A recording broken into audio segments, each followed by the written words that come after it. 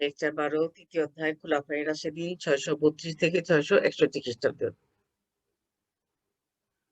সূচিপত্র। প্রশ্ন হযরত উমর রাদিয়াল্লাহু কেন্দ্রীয় শাসন ব্যবস্থা সম্পর্কে বিশ্লেষণ করো। প্রশ্ন হযরত উমর রাদিয়াল্লাহু রাজস্বের উৎসসমূহ সম্পর্কে ব্যাখ্যা করো। প্রশ্ন হযরত উমর রাদিয়াল্লাহু খিলাফত সম্প্রসারণ বা রাজ্য বিস্তার সম্পর্কে বিস্তারিত বিশ্লেষণ করো। প্রশ্ন বায়তুল মাল কাকে বলা হয়, বায়তুল মাল সম্পর্কে বিশ্লেষণ করো। প্রশ্ন হযরত উমরের রাদিয়াল্লাহু দিওয়ানুল খারাজ সম্পর্কে ব্যাখ্যা করো। প্রশ্ন হযরত উসমান রাদিয়াল্লাহুর জন্ম ও পরিচয় সম্পর্কে ব্যাখ্যা করো। প্রশ্ন হযরত উসমান রাদিয়াল্লাহুর বিবাহ ও ইসলাম গ্রহণ সম্পর্কে ব্যাখ্যা করো। প্রশ্ন হযরত উসমান রাদিয়াল্লাহুর বিরুদ্ধে আনীত উত্থাপিত অভিযোগের যথাযথ মূল্যায়ন করো। প্রশ্ন হযরত উসমান রাদিয়াল্লাহু হত্যার কারণগুলো বিশ্লেষণ করো। প্রশ্ন হযরত উসমান রাদিয়াল্লাহু হত্যার ঘটনা ব্যাখ্যা করো। প্রশ্ন হযরত উসমান রাদিয়াল্লাহু হত্যাকাণ্ডের ফলাফল মূল্যায়ন করো। প্রশ্ন হযরত আলী রাদিয়াল্লাহুর জন্ম ও পরিচয় সম্পর্কে ব্যাখ্যা করো।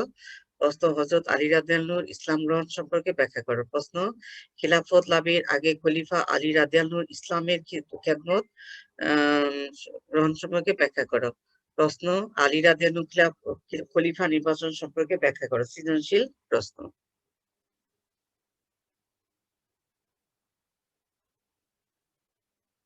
হযরত উমর রাদিয়াল্লাহু 634 থেকে 644 খ্রিস্টাব্দ 10 বছর।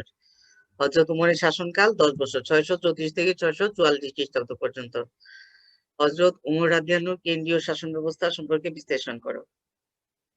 হযরত আবু বকর রাদিয়াল্লাহুর মাধ্যমে খিলাফতের যাত্রা শুরু হলেও হযরত আবু বকর ছিলেন হযরত আবু বকর ছিলেন হযরত উমর ছিলেন ইসলামী শাসন ব্যবস্থার প্রকৃত প্রতিষ্ঠাতা। তিনি কুরআন ও সুন্নাহর ভিত্তিতে 10 বছরের শাসনকালে গণতান্ত্রিক ব্যবস্থা প্রবর্তন করেন। এই লক্ষ্যে তিনি প্রশাসনিক সুবিধার জন্য সমগ্র সাম্রাজ্যকে মোট 14টি প্রদেশে বিভক্ত করেন। প্রদেশগুলিতে কেন্দ্রীয় প্রশাসনকে প্রতিষ্ঠা করেন। প্রত্যেক প্রদেশকে আবার কতগুলো জেলায় ভাগ করেন। প্রাদেশিক শাসনকর্তাকে বলা হতো ওয়ালি এবং জেলা শাসনকর্তাকে বলা হতো আমিল। মজলিসুস শুরা আমি লিখে দিয়েছি। হযরত উমরের সবচেয়ে গুরুত্বপূর্ণ কৃতিত্ব ছিল তার মজলিসুস শুরা প্রতিষ্ঠা। মজলিসুস শুরা দুই ভাগে বিভক্ত ছিল, মজলিসুস আম, মজলিসুস খাস। মজলিসুস আলও বলা যায়, মজলিসুস খাসও বলা যায় আল দিয়ে। আর বাইতুল মাল প্রতিষ্ঠা আমি ব্যাখ্যা করব। রাজস্ব বিভাগ সম্পর্কে আমি লিখে দিয়েছি, তো ব্যাখ্যা করব। সামরিক বিভাগ প্রতিষ্ঠা। হযরত উমর রাদিয়াল্লাহু সমগ্র সাম্রাজ্যকে 9টি সামরিক জেলায় মিলিটারি ডিস্ট্রিক্ট অর্থাৎ 9টি জুনদে বিভক্ত করেন। সামরিক জেলাগুলো হলো জুনগুলো হলো 1 মক্কা, 2 মদিনা, 3 কুফা, 4 বসরা, 5 ফুস্তাত, 6 মিশর, 7 মুসুল, 8 দামেস্ক, 9 হিমস ও প্যালেস্টাইন। তাহলে এই যে কয়টা জুনে বিভক্ত ছিল সামরিক জোন হযরত উমরের সময় 9টা। আর 9টার মধ্যে আমরা দেখি যে 9 নাম্বারটা হিমস ও প্যালেস্টাইন, এই দুইটা অঞ্চল নিয়ে একসাথে করা হয়েছিল। এই মিলে 9টা। প্রত্যেক ঘাঁটিতে 4000 অশ্ব সহ 3600 অশ্বারোহী সৈন্য সর্বদা যুদ্ধের জন্য প্রস্তুত থাকতো। সৈনিকদের শ্রেণী 5 নাম্বার সৈনিকদের শ্রেণী বিভাগ। সেনাবাহিনীতে প্রধানত পদাতিক, অশ্বারোহী, তীরন্দাজ, বাহক, সেবক প্রভৃতি বিভাগ ছিল। সৈনিকরা নিয়মিত অনিয়মিত এই দুই শ্রেণীতে বিভক্ত ছিল। নিয়মিত সৈন্যরা সেনা ছাউনিতে ব্যারাকে অবস্থান করত এবং নিয়মিত বেতন পেত। অনিয়মিত সৈন্যরা প্রয়োজনে রাষ্ট্রের জন্য যুদ্ধ করত। আহরা নামে একটি সংস্থা সেনাবাহিনীর অস্ত্র সংগ্রহ করত। সৈন্যদের বেতন প্রথম দিকে 300 দিরহামে উন্নীত করা হয়েছিল। বেতন পরবর্তী সময় 6 দিরহাম করা হয়। 6 পুলিশ বা শান্তিরক্ষা বিভাগ।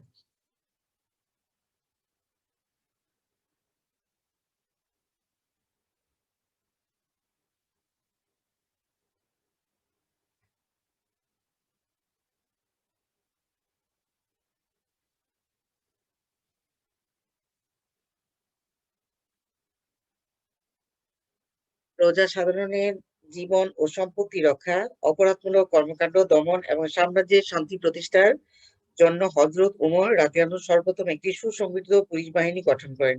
এই বাহিনীর কাজ ছিল চুরি, ডাকাতি ও মাদকদ্রব্য নিয়ন্ত্রণ করা এবং বন্ধ করা, ওজন পরীক্ষা ও জানমালের নিরাপত্তা নিশ্চিত করা, অবৈধ সম্পত্তি বাজেয়াপ্ত করা প্রভৃতি। পুলিশ বাহিনীর প্রধান ছিলেন সাহেবুল আহাদাস। তাহলে পুলিশ বাহিনীর প্রধানকে কি বলা হতো? সাহেবুল আহাদাস। এটা নিয়ে 4 লাইন করবে। খলিফা 4000 দিরহামের বিনিময়ে সাফওয়ান বিন উমাইয়া বাড়ি বিক্রয় করে সেটিকে কারাগার হিসাবে ব্যবহার করেন। তাহলে কার বাড়ি বিক্রয় করা হয়? সাফওয়ান বিন উমাইয়ার বাড়ি বিক্রয় করে কি কারাগার হিসাবে ব্যবহার করা হয়? এটা তোমাদের সৃজনশীল এবং অনুধাবনমূলক প্রশ্ন, সেটা পুলিশ বাহিনী বা শান্তি রক্ষা বাহিনীটা আন্ডারলাইন করে রাখবা।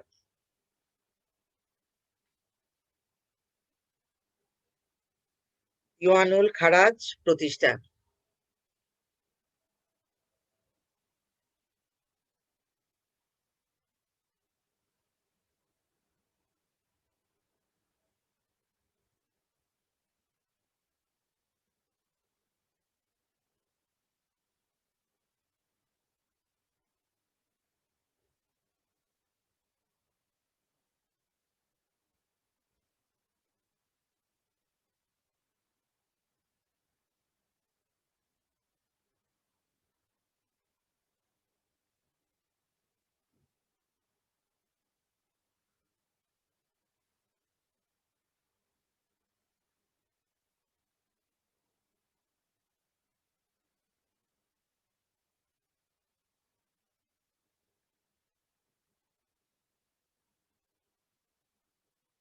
এই যে এখানে তোমাদের কেন্দ্রীয় শাসন ব্যবস্থার ভিতরে বায়তুল মাল পড়ে। বায়তুল মালটা আমি আলাদা করে দিয়েছি, যেহেতু এটা তোমাদের সৃজনশীল এবং অনুধাবনমূলক প্রশ্ন হয়, জ্ঞান এবং বহু নির্বাচনীয় প্রশ্ন থাকে।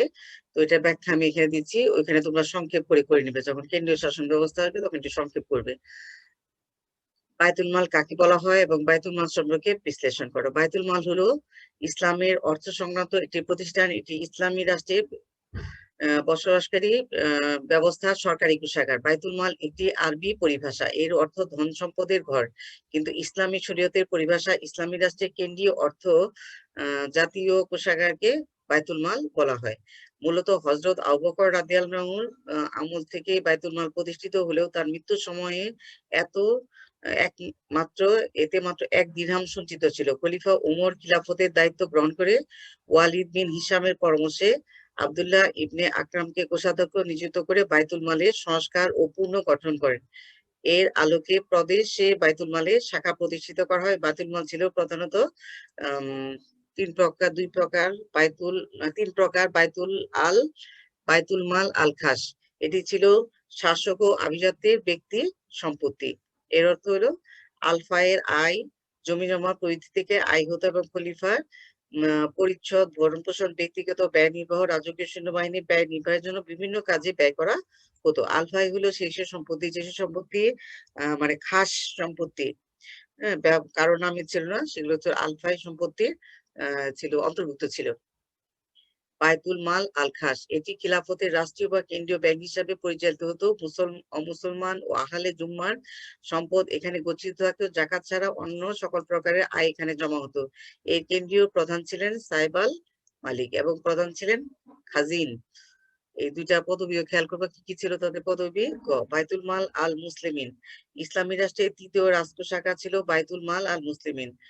ঐতিহাসিক এস এম ইমামউদ্দিন বলেন, এটি ছিল সকল মুসলমানদের জন্য রাষ্ট্রীয় কোষাগার। বাইতুল মালের এই শাখা সমাজ কল্যাণমূলক কাজ, যেমন রাস্তাঘাট, সেতু, মসজিদ, মাদ্রাসা নির্মাণ, এতিম ও দারিদ্রদের সাহায্যদান ইত্যাদি কর্মকাণ্ড পরিচালনার জন্য ব্যবহার করা হতো। ঐতিহাসিক অধ্যাপক এম এ মান্নান বলেন, এটি থেকে জাতি ধর্ম নির্বিশেষে সকল সাহায্য প্রদান করত। বাইতুল মালের এই শাখাটি মসজিদ এ জামিতে সংরক্ষণ করে রাখা হতো। প্রদেশের কাজী ছিলেন এর প্রধান এবং কেন্দ্রীয় স্তরে কাজীউল কুজ্জাত ছিলেন এর প্রধান। প্রদেশে কে ছিল? বাইতুল মালেরই ছিলেন কাজী, এবং কেন্দ্র মানে রাজধানীতে ছিল কে? কাজীউল কুজ্জাত এর প্রধান ছিল। এই তিনটাই খুব ভালো করে পড়বা। এই তিনটা দিয়ে সৃজনশীল এবং অনুধাবনমূলক প্রশ্ন হয়, পাশে আন্ডারলাইন করে রাখবা, স্টার মার্ক দিয়ে রাখবা। হযরত উমরের দিওয়ানুল খারাজ বা রাজস্ব সম্পর্কে ব্যাখ্যা করো। খারাজ আরবি শব্দ, এই শব্দটি গ্রিক শব্দ থেকে সিরীয় ভাষার মাধ্যমে বাংলা ভাষায় আত্মীকৃত হয়েছে। এর অর্থ যা বের হয়ে গেছে। যেহেতু জমির কর ভূমির মূল উৎপাদন থেকে বের হয়ে যায়, তাই একে খারাজ বলে। হযরত উমর রাদিয়াল্লাহু শাসনামলে খিলাফতের সম্প্রসারণের ফলে বিজিত এলাকাগুলিতে ভূমিকর হিসাবে প্রাপ্ত খারাজের হিসাব নিকাশ রক্ষণাবেক্ষণের জন্য তিনি দিওয়ানুল খারাজ বিভাগ প্রতিষ্ঠা করেন। এই বিভাগের কাজ ছিল খারাজের খাত থেকে আয়কৃত অর্থের হিসাব, রক্ষণাবেক্ষণ এবং দাপ্তরিক ব্যয় নির্বাহের পর অর্থ মুসলিম জনগণের মাঝে বন্টন। এই লক্ষ্যে হযরত উমর রাদিয়াল্লাহু প্রথম আদমশুমারির ব্যবস্থা করেন এবং একটি তালিকা প্রণয়ন করে নির্দিষ্ট হারে অর্থ প্রদানের ব্যবস্থা করেন। ফলে হযরত উমরের এই দপ্তরটি মুসলমানদের আশা আকাঙ্ক্ষার কেন্দ্রবিন্দুতে পরিণত হয়েছিল।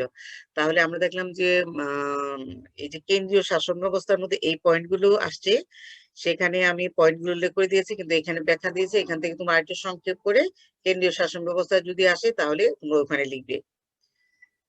আর এই যে এটা সৃজনশীল এবং অনুধাবনমূলক প্রশ্ন হয়, জ্ঞান এবং গৃহীত হয়, এগুলো আন্ডারলাইন করে খুব ভালো করে পড়বে।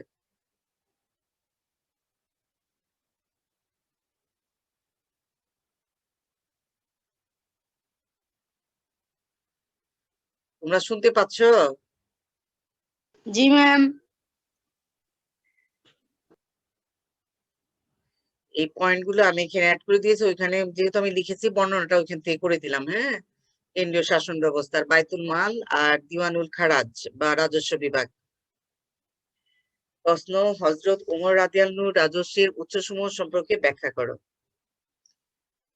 হযরত উমর রাদিয়াল্লাহু রাজস্বের উৎসসমূহ সম্পর্কে নিচে ব্যাখ্যা করা হলো। উত্তর, জাকাত ইসলামী অর্থনীতির প্রধান উৎস। এটি পবিত্র কোরআনে বর্ণিত মুসলমানদের একটি বাধ্যতামূলক কর।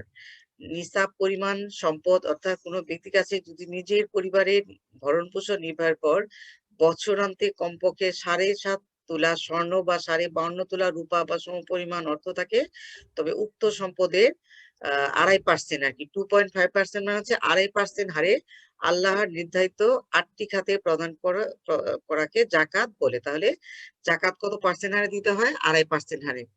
এখানে 2.5 মানে হলে 2.5% হারে। আর কয়টা খাতে দিতে হয়? 8টা খাতে জাকাত দিতে হয়। আর এটা মুসলমানদের জন্য বাধ্যতামূলক কর। বিশেষ করে সব মুসলমানদের জন্য না, যারা ধনী অবস্থা সম্পন্ন ধনাঢ্য ব্যক্তি তাদের জন্য জাকাত বাধ্যতামূলক। জিজিয়া, জিজিয়া হলো মুসলিম রাষ্ট্রে বসবাসরত অমুসলিমদের প্রজাদের প্রতি এটি নিরাপত্তামূলক কর। মহানবী সাল্লাল্লাহু ইসলামের সময় এই করের পরিমাণ ছিল মাথাপিছু বার্ষিক 1 দিনার। তিনি প্রত্যেক সামরিক মুসলমানদের উপর এই কর ধার্য করেছিলেন। খলিফা উমর রাদিয়াল্লাহু রাজ্যের রাজস্ব বৃদ্ধির জন্য এই সংস্কার করেন। প্রত্যেক ধনীর উপর 4 দিরহাম, আর মধ্যবিত্তের উপর 2 দিনার এবং নিম্নবিত্তের উপর 1 দিনার জিজিয়া আরোপ করা হয়। তাহলে জিজিয়া হচ্ছে কি? অমুসলমানদের উপর আরোপিত কর হচ্ছে কি? জিজিয়া। অমুসলমানদের উপর আরোপিত কর। আর মুসলমানদের উপর আরোপিত কর হচ্ছে জাকাত। যারা ধনাঢ্য তাদের উপর জাকাত ধার্য করা, ধনাঢ্য মুসলমানদের উপর বা ধনী মুসলমানদের উপর জাকাত ধার্য করা হয়েছিল। এগুলো দিয়ে তোমাদের সৃজনশীল, তারপরে অনুধাবনমূলক প্রশ্ন হয়, জ্ঞান তো আছেই, ওগুলো তো তোমরা জানোই, ওগুলো পড়ে নিবে। আর কত বার্ষিক মাথাপিছু কর কত ছিল? জিজিয়া 1 দিনার। এটা সংস্কার করে হযরত উমর রাদিয়াল্লাহু ধনীদের উপর 4 দিনার, মধ্যবিত্তের উপর 2 দিনার এবং নিম্নবিত্তের উপরে 1 দিনার। দিনার হলো স্বর্ণ মুদ্রা। দিনারের অর্থ কি? স্বর্ণ মুদ্রা। গনিমত, যুদ্ধক্ষেত্রে শত্রুপক্ষের কাছ থেকে প্রাপ্ত সম্পদকে গানিমত বলা হয়। পরাজিত সৈন্যদের অস্ত্র, খাদ্য, ঘোড়াসহ পোশাক, দাসদাসী, স্বর্ণ, রূপ, পশু প্রভৃতি গানিমতের অন্তর্ভুক্ত। অর্থাৎ সম্রাজ্যে যা যুদ্ধক্ষেত্রে যা পাওয়া যেত তাই গানিমতের অন্তর্ভুক্ত হতো। এই সম্পদের 4 ভাগের 4 ভাগ যুদ্ধে অংশগ্রহণকারী সৈন্যদের মধ্যে ভাগ করে দেওয়া হতো। অবশিষ্ট 5 ভাগের 1 ভাগ বাইতুল মালে জমা রাখা হতো। এই অংশকে বলা হতো খুমস। খুমস আবার 3 ভাগে মহানবী সাল্লাল্লাহু আলাইহি ওয়াসাল্লামকে পরিবারবর্গকে দেওয়া হতো। তাহলে গনিমতের যুদ্ধক্ষেত্র থেকে যে যে কোনো কিছুই সম্পদ পাওয়া যেত সেটা ছিল যে গনিমতের অন্তর্গত। তাহলে গনিমতটাকে কিভাবে ভাগ করা হয়েছিল? প্রথম 4 ভাগ করে শূন্যদের দেওয়া হতো, কারণ শূন্যরা যেহেতু যুদ্ধক্ষেত্রে জীবন বাজি রেখে মৃত্যুর মুখোমুখি হতো, এই জন্য তাদেরকে 4 ভাগ দেওয়া হতো কষ্ট করার জন্য। আর অবশিষ্ট 5 ভাগের মধ্যে কি করে বাইতুল মালে জমা রাখা হতো। আর এই অংশটা কি বলতো? খুমস। এই 5 ভাগের আবার 3 ভাগ কাকে দেওয়া হতো? হযরত মুহাম্মদ মুস্তাফা সাল্লাল্লাহু আলাইহি ওয়াসাল্লামের পরিবারের ভরণ পোষণের জন্য দেওয়া হতো। উসর, উসর হলো মুসলমানদের দেওয়া ভূমিকর রাজস্ব। এই ভূমি রাজস্ব 2 পদ্ধতিতে সংগ্রহ করা হতো, যথা ক, বৃষ্টির পানির মাধ্যমে ভূমি চাষাবাদ হলে উৎপন্ন ফসলের 10 ভাগের 1 ভাগ এবং সেচের মাধ্যমে চাষবাস করলে উৎপন্ন ফসলের 20 ভাগের 1 ভাগ উসর হিসাবে আদায় করা হতো। এখানে তোমরা দুইটা জিনিস খেয়াল করবা, যে উসর এবং উসর দুইটার মধ্যে প্রায় একই স্পেলিং, কিন্তু বানানের একটু আছে, খুব খেয়াল করবা। উসর হচ্ছে যেটা ভূমি রাজস্ব, সেটা হলো কর, সেটা হলো উসর। আর উসুর হলো বাণিজ্য শুল্ক বা বাণিজ্য কর, বানানটা খেয়াল করবে। তাহলে দেখা যাচ্ছে যে এটা দুইটা পদ্ধতিতে হতো। একটা হলো বৃষ্টির পানির মধ্যে যারা প্রাকৃতিক পদ্ধতি হচ্ছে কি বৃষ্টির পানি, এই বৃষ্টির পানির মাধ্যমে যারা ফসল উৎপাদন করতো তাদের উৎপন্ন ফসলে কত ভাগ দিতে হতো? 10/1 ভাগ। হম 10/1 ভাগ। আর সেচের মাধ্যমে সেচ যন্ত্রের মাধ্যমে করলে কি হতো? উৎপন্ন ফসলের 20 ভাগ দিতে হতো। আর উসর হলো নেক্সট পয়েন্ট হলো উসর হলো বাণিজ্য শুল্ক বা কর। ইসলামের প্রাথমিক যুগে বিদেশি বণিকরা কোনো প্রকার কর দিত না।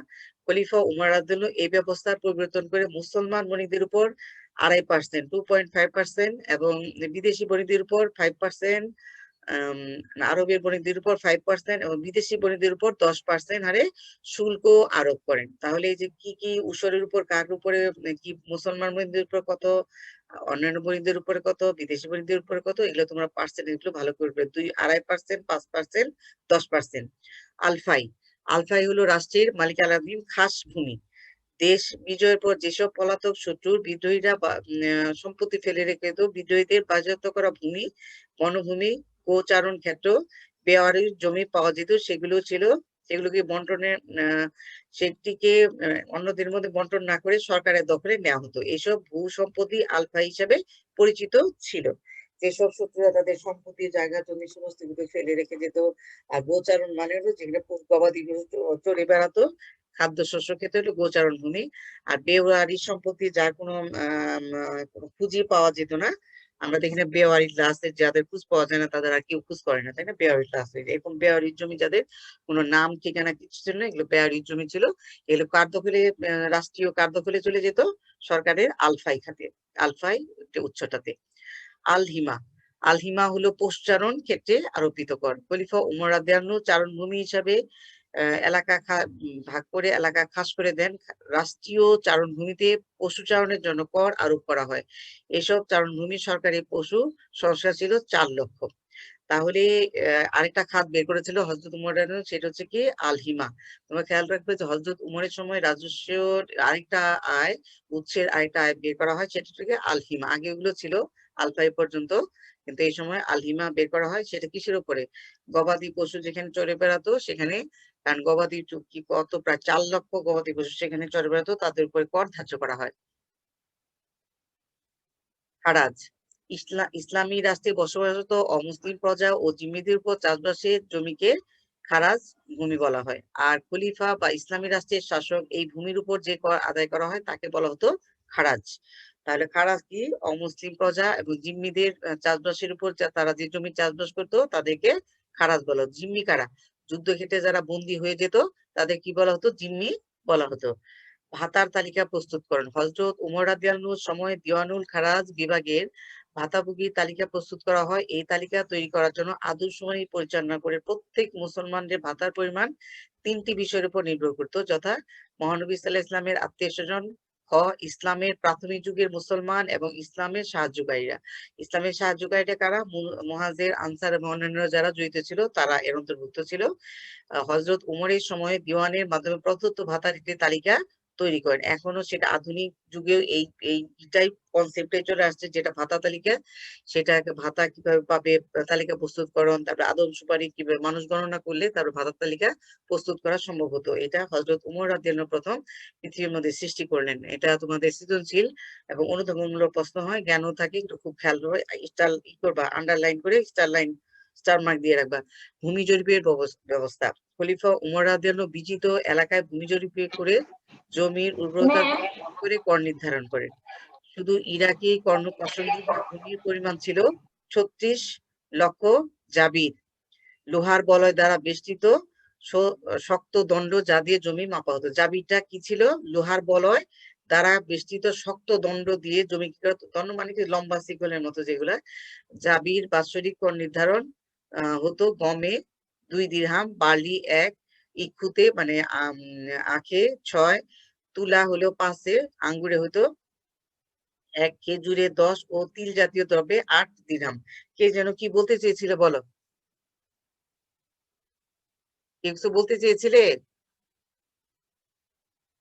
শোনো, তোমরা আমার ক্লাস শেষ হলেও এই তোমরা আবার ক্লাসে ঢুকে যাবে। ক্লাস শেষ হলে তালিকা দেওয়া ছিল এটা কি মুখস্থ করব?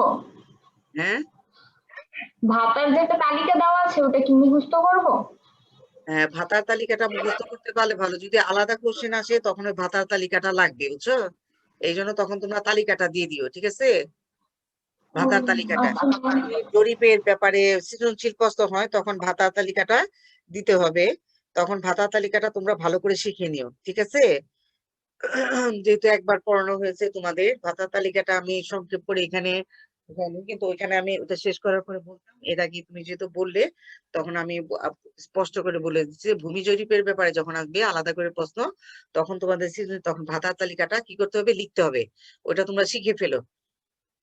কারণ প্রশ্ন বড় করলে ছোট করা যায়, কিন্তু ছোট করলে আর প্রশ্ন বড় করার সুযোগ থাকে কম। এটা তখনও ক্লাসে সবসময় বলেছি, এখনো বলি, ঠিক আছে?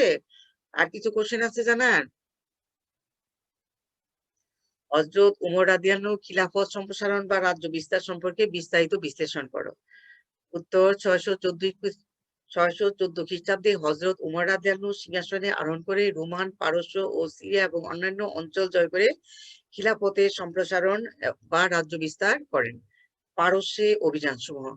খলিফা হযরত আবু বকর রাদিয়াল্লাহু সেনাপতি মুসান্না ও খালিদ বিন ওয়ালিদের নেতৃত্বে মুসলমানরা পারস্য অভিযান শুরু করে। খলিফা হযরত আবু বকর রাদিয়াল্লাহু খিলাফত ও রাজ্যের সম্প্রসারণের অসমর্থ কাজ সমাপ্ত করেন হযরত উমর রাদিয়াল্লাহু। ১. বেবিলনের যুদ্ধ। হযরত আবু বকরের খিলাফতকালে মুসলমান ও পারসিকদের মধ্যে 633 খ্রিস্টাব্দে শৃঙ্খলের যুদ্ধ ও উইলসের যুদ্ধ এবং আল ওয়ালতার যুদ্ধ সংঘটিত হয়। এই উইলিসের যুদ্ধে জয়লাভ করে মুসলমানরা দখল করে হীরা দখল করে পাশের সেতুটিও তারা দখল করে। এই সুযোগে পারস্য সম্রাট তার সেনাপতি হরমুজের নেতৃত্বে সেনাপতি মুসান্নার বিরুদ্ধে একটি বাহিনী এখানে লাইনের একটু হয়েছে, আমি ঠিক করে দেব এই পিডিএফ দেওয়ার সময়। মুসলমানদের আক্রমণে শত্রুরা দিশারা হয়ে পালান করে। 634 খ্রিস্টাব্দে শেষার্ধে সংঘটিত এই যুদ্ধ বেবিলনের যুদ্ধ নামে পরিচিত। এগুলো পারসিকদের সাথে যুদ্ধ। নামারকের যুদ্ধ 634 খ্রিস্টাব্দে পারস্য সম্রাট ইতিমধ্যে তার সুদক্ষ সেনাপতি মহাবীর রুস্তমের সাহায্যে এক বিরাট বাহিনী হীরা দখলের জন্য পাঠান। 634 খ্রিস্টাব্দে মুসলমান সেনাপতি আবু উবাইদার একটি বিশাল বাহিনী নিয়ে পারসিকদের বিরুদ্ধে নামারক স্থানে ভয়ঙ্কর যুদ্ধে অবতীর্ণ হয় এবং মুসলমানরা যুদ্ধে পারসিকদের পরাজিত করে পুনরায় দখল করে। ৩. জাসর বা সেতুর যুদ্ধ 634 খ্রিস্টাব্দে নামারিকের যুদ্ধে পরাজয়ের গ্লানি মুছে ফেলা এবং মুসলমানদেরকে পারস্য ভূমি হীরা হতে বিতাড়িত তাড়িয়ে দেওয়ার জন্য পারসিকগণ সেনাপতি রুস্তম বাহমানের নেতৃত্বে, রুস্তমের পুরো নাম হচ্ছে রুস্তম বাহমান, রুস্তম বাহমানের নেতৃত্বে মুসলমানদের বিরুদ্ধে অগ্রসর হয়। মুসলিম সেনাপতি আবু উবাইদা নদীর তীরে একটি সেতু তৈরি করেন। মুসলিম সেনাপতি মুসান্নার পরামর্শ করে আবু উবাইদা নদী পার হয়ে পারস্য বাহিনীর মোকাবেলা করে 634 খ্রিস্টাব্দে এই যুদ্ধে যশোর বা সেতুর যুদ্ধে নামে পরিচিত হবে। মুসলমান বাহিনী পারসিকদের হাতে শোচনীয়ভাবে পরাজিত হয়। এটা ছিল মুসলমানদের একটা দুঃখজনক যুদ্ধ, যে সেনাপতি মুসান্না কিন্তু উবাইদাকে কি করেছিল এই যুদ্ধে আগেই অংশগ্রহণ করতে না করার জন্য। কারণ এটা কি করা হয়েছিল, নৌকার মাধ্যমে একটার পর একটা নৌকা দিয়ে সেতু তৈরি করা হয়েছিল। এই জন্য এটাকে সেতুর যুদ্ধ বা আরবিতে হচ্ছে যশোর এবং বাংলা হচ্ছে সেতুর যুদ্ধ। এই জন্য মুসলমানরা ক্ষতিগ্রস্ত হয়েছিল এবং পরাজয় বরণ করেছিল পারসিকদের সাথে। ওয়াইবের যুদ্ধ 635 খ্রিস্টাব্দে যশোর বা সেতুর যুদ্ধে মুসলমানদের পরাজয়ের ও সেনাপতি উবাইদার মৃত্যুতে খলিফা উমর খুবই মর্মাহত হন। মুসলিম সেনাপতি মুসান্নার নেতৃত্বে এ সংঘটিত যুদ্ধে মুসলমান বাহিনী জয়ী হয়। পারসিক সেনাপতি মিরান যুদ্ধে নিহত হয়। 635 খ্রিস্টাব্দে কি যুদ্ধ হয়, বুয়াইবের যুদ্ধ সংঘটিত হয় এবং মেসোপটেমিয়ার নিম্ন অঞ্চল ও বদ্বীপ অঞ্চলও মুসলিম অধিকারে আসে। এগুলো সব পারসিকদের সাথে যুদ্ধ। বুয়াইবের যুদ্ধ, বেবিলনের যুদ্ধ, তারপর হলো যশোর বা সেতুর যুদ্ধ, কাদেসিয়ার যুদ্ধ, মাদাইন দখল, এগুলো সব কাদের সাথে, পারসিকদের সাথে। পারস্য অভিযান লেখা আছে, পারসিকদের সাথে যুদ্ধ। কাদেসিয়ার যুদ্ধ সবচেয়ে গুরুত্বপূর্ণ একটা যুদ্ধ। কাদেসিয়ার যুদ্ধ 635 খ্রিস্টাব্দে সংঘটিত হয়। বুয়াইবের যুদ্ধে শোচনীয়ভাবে পরাজিত হয়ে পারস্য সম্রাট ইয়াজদিগাদ মহানবী সেনাপতি রুস্তমের নেতৃত্বে 1,20,000 সৈন্যের বিশাল সেনাবাহিনী প্রেরণ করেন। খলিফা উমর রাদিয়াল্লাহু সাদ বিন আবি ওয়াক্কাসকে প্রধান সেনাপতি নিযুক্ত করে 30,000 সৈন্যবাহিনী সহ কাদেসিয়ার প্রান্তরে প্রেরণ করেন। 635 খ্রিস্টাব্দের নভেম্বর মাসে 3 দিন ব্যাপী তুমুল যুদ্ধ হয়। আরবগণ প্রথম দিনকে বিশৃঙ্খলার দিন বা ইয়াউমুল আরমাস বলে অভিহিত করেন। দ্বিতীয় দিনটিকে বলা হয় সাহায্যের দিন বা ইয়াউমুল আগুয়াহা। যুদ্ধের তৃতীয় দিনটিকে বলা হয় দুর্দশার দিন বা ইয়াউমুল উম্মাস। তৃতীয় দিনে সারা রাত যুদ্ধ চলার পর একে লাইলাতুল হারির বলা হয়। এই কঠিন যুদ্ধে মুসলমান বাহিনীর পাশিকদের পরাজিত করে যুদ্ধে জয়লাভ করে। মুসলমানদের ইতিহাসে যতগুলো ভয়ঙ্কর যুদ্ধ সংঘটিত হয়েছে তাদের মধ্যে একটা হচ্ছে হযরত উমরের সময় কাদিসিয়া যুদ্ধ 635 খ্রিস্টাব্দে 3টা দিনের, তোমরা মনে রাখবে, বিশৃঙ্খলার দিন ইয়াউমুল আরমাস, দ্বিতীয় দিন হচ্ছে সাহায্যের দিন বা ইয়াউমুল আগওয়া, আর তৃতীয় দিন হচ্ছে দুর্দশার দিন বা ইয়ামুল উম্মাস। এই 3টা মনে রাখবে। আর 3 দিন সারা রাত ধরে যুদ্ধ চালায়। এই যুদ্ধ কাদেসিয়ার যুদ্ধ কি বলা হয়? লাইলাতুল হারির যুদ্ধ কাকে বলা হয়? কাদেসিয়ার যুদ্ধকে ইমুল ইয়ামুল আরমাস কোন যুদ্ধের নাম ছিল? এগুলো আসবে কিন্তু। ইয়ামুল আগা কোন যুদ্ধের নাম ছিল?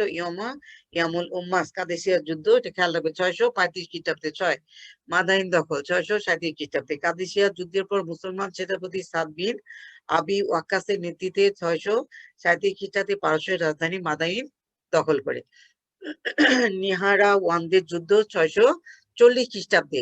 এটা একটু হয়ে গেছে, একটা অক্ষর এসে গেছে, আমি ঠিক করে দিব। 640 খ্রিস্টাব্দে এটা নাহারওয়ানদের যুদ্ধ। খলিফা হযরত উমর রাদিয়াল্লাহু পারস্য বাহিনীকে মোকাবেলা করার জন্য নুমান বিন মুকরানের নেতৃত্বে 30,000 সেনাবাহিনীকে পারস্যে প্রেরণ করেন। 640 খ্রিস্টাব্দে নিহারাওয়ানের যুদ্ধ মুসলিম সেনাপতি নুমান শহীদ হলেও মুসলমানেরই যুদ্ধে জয়ী হয়।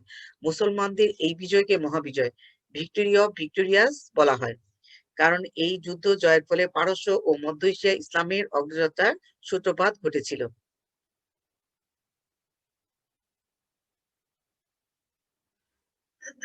তাহলে তোমরা দেখতে পাচ্ছ যে মুসলমানদের হযরত উমরের সময় মহাবিজয় যুদ্ধ কোনটা ছিল? সেটা হলো নিহারাওয়ানদের যুদ্ধ। কত খ্রিস্টাব্দে? 640 খ্রিস্টাব্দে। আমি 40 ঠিক করে দিব এখানে। আর এই যুদ্ধটাকে কি বলা হয়? মহাবিজয় বলা হয়। উমরের সময়ে মহাবিজয় যুদ্ধ দিয়ে তোমাদের সৃজনশীল প্রশ্ন হবে, কোন যুদ্ধ মহাবিজয় যুদ্ধ হয়েছিল হযরত উমরের সময়ে?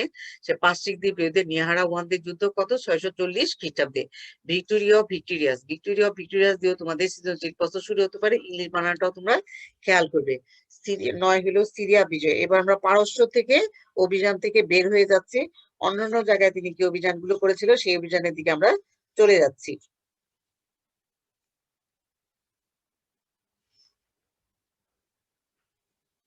সিরিয়া বিজয়।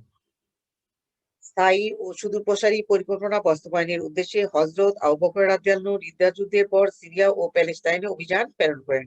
তিনি আমর বিন আসকে প্যালেস্টাইন, ইয়াজিদ বিন আবু সুফিয়ানকে দামেস্ক এবং আবু ওবায়দাকে হিমস এবং সোহারাবিলকে জর্ডান উপত্যকা অঞ্চলে পাঠান। এইভাবে তারা সিরিয়া দখলের জয়ের চেষ্টা করেন। 10 আরাবার ও গাজার যুদ্ধ 633 খ্রিস্টাব্দে। হযরত আবু বকরের শাসনামলে 633 খ্রিস্টাব্দে মৃত সাগর ডেড সি ও আকাবা উপসাগরের মধ্যবর্তী আরাবা উপত্যকায় মুসলমানদের সাথে রোমানদের প্রথম মুখোমুখি সংঘর্ষ হয় এবং রোমানগণ সম্পূর্ণভাবে পরাজিত হয়। এরপর প্যালেস্টাইনে নিযুক্ত রোমান শাসনকর্তা সার্জিয়াস গাজার নিকটবর্তী এক স্থানে আমর ইবনে আসের সাথে যুদ্ধে অবতীর্ণ হয়। যুদ্ধে সার্জিয়া পরাজিত ও নিহত হন। তাহলে আমরা এই যে যুদ্ধটা, আরবার ও গাজার যুদ্ধ থেকে কাদের সাথে যুদ্ধ পেয়ে গেলাম? রোমানদের সাথে যুদ্ধ। এই আজনা দাইনের যুদ্ধ 634 খ্রিস্টাব্দে, এইটাও রোমানদের সাথে যুদ্ধ। মুসলমানদের যুদ্ধ পরিকল্পনার সংবাদে রোমান সম্রাট হিরাক্লিয়াস 2,40,000 মতান্তরে 1,00,000 সৈন্যের এক বিরাট বাহিনী তার ভ্রাতা থিওডোরের নেতৃত্বে মুসলিম অভিযান প্রতিহত করতে প্রেরণ করেন। মুসলমানরা 40,000 সৈন্য নিয়ে রোমান বাহিনীর সাথে 634 খ্রিস্টাব্দে আজনা দাইনের যুদ্ধে অবতীর্ণ হয়। এই যুদ্ধে রোমান বাহিনী পরাজিত হয়।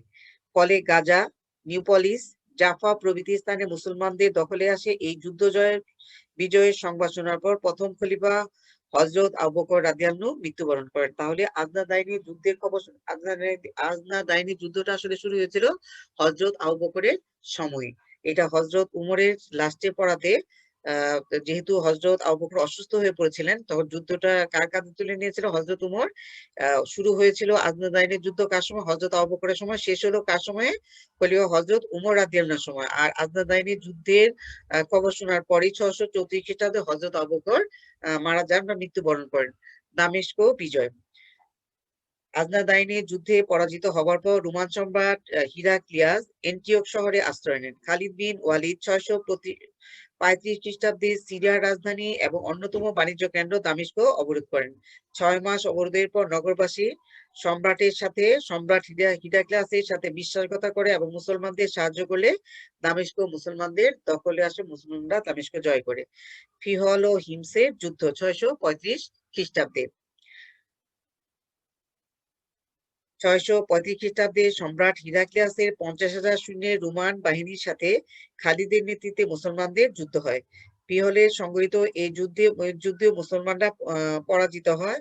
যুদ্ধেও রোমানরা পরাজিত হয়। এই যুদ্ধ জয়লাভের ফলে গির্জার নিরাপত্তা দিয়ে মুসলমানরা সমগ্র জর্ডান উপত্যকা মুসলমানদের অধিকারে আসে। বিজয়ী মুসলমানগণ পরাজিত রোমানদের জীবন, সম্পদ ও গির্জার নিরাপত্তা দিয়ে মানবাধিকারের উজ্জ্বল দৃষ্টান্ত স্থাপন করেন। 635 খ্রিস্টাব্দে মুসলমানগণ খণ্ডযুদ্ধের মাধ্যমে হিমস দখল করে। খলিফা উমরের নির্দেশে মুসলমান বাহিনী সামনে আর অগ্রগতি হয়নি রোমানদের জয়ের পরে, আর খলিফা উমরের অগ্রগতির জন্য তারা আর অগ্রসর হয়নি। ইয়ারমুকের যুদ্ধ 636 খ্রিস্টাব্দে।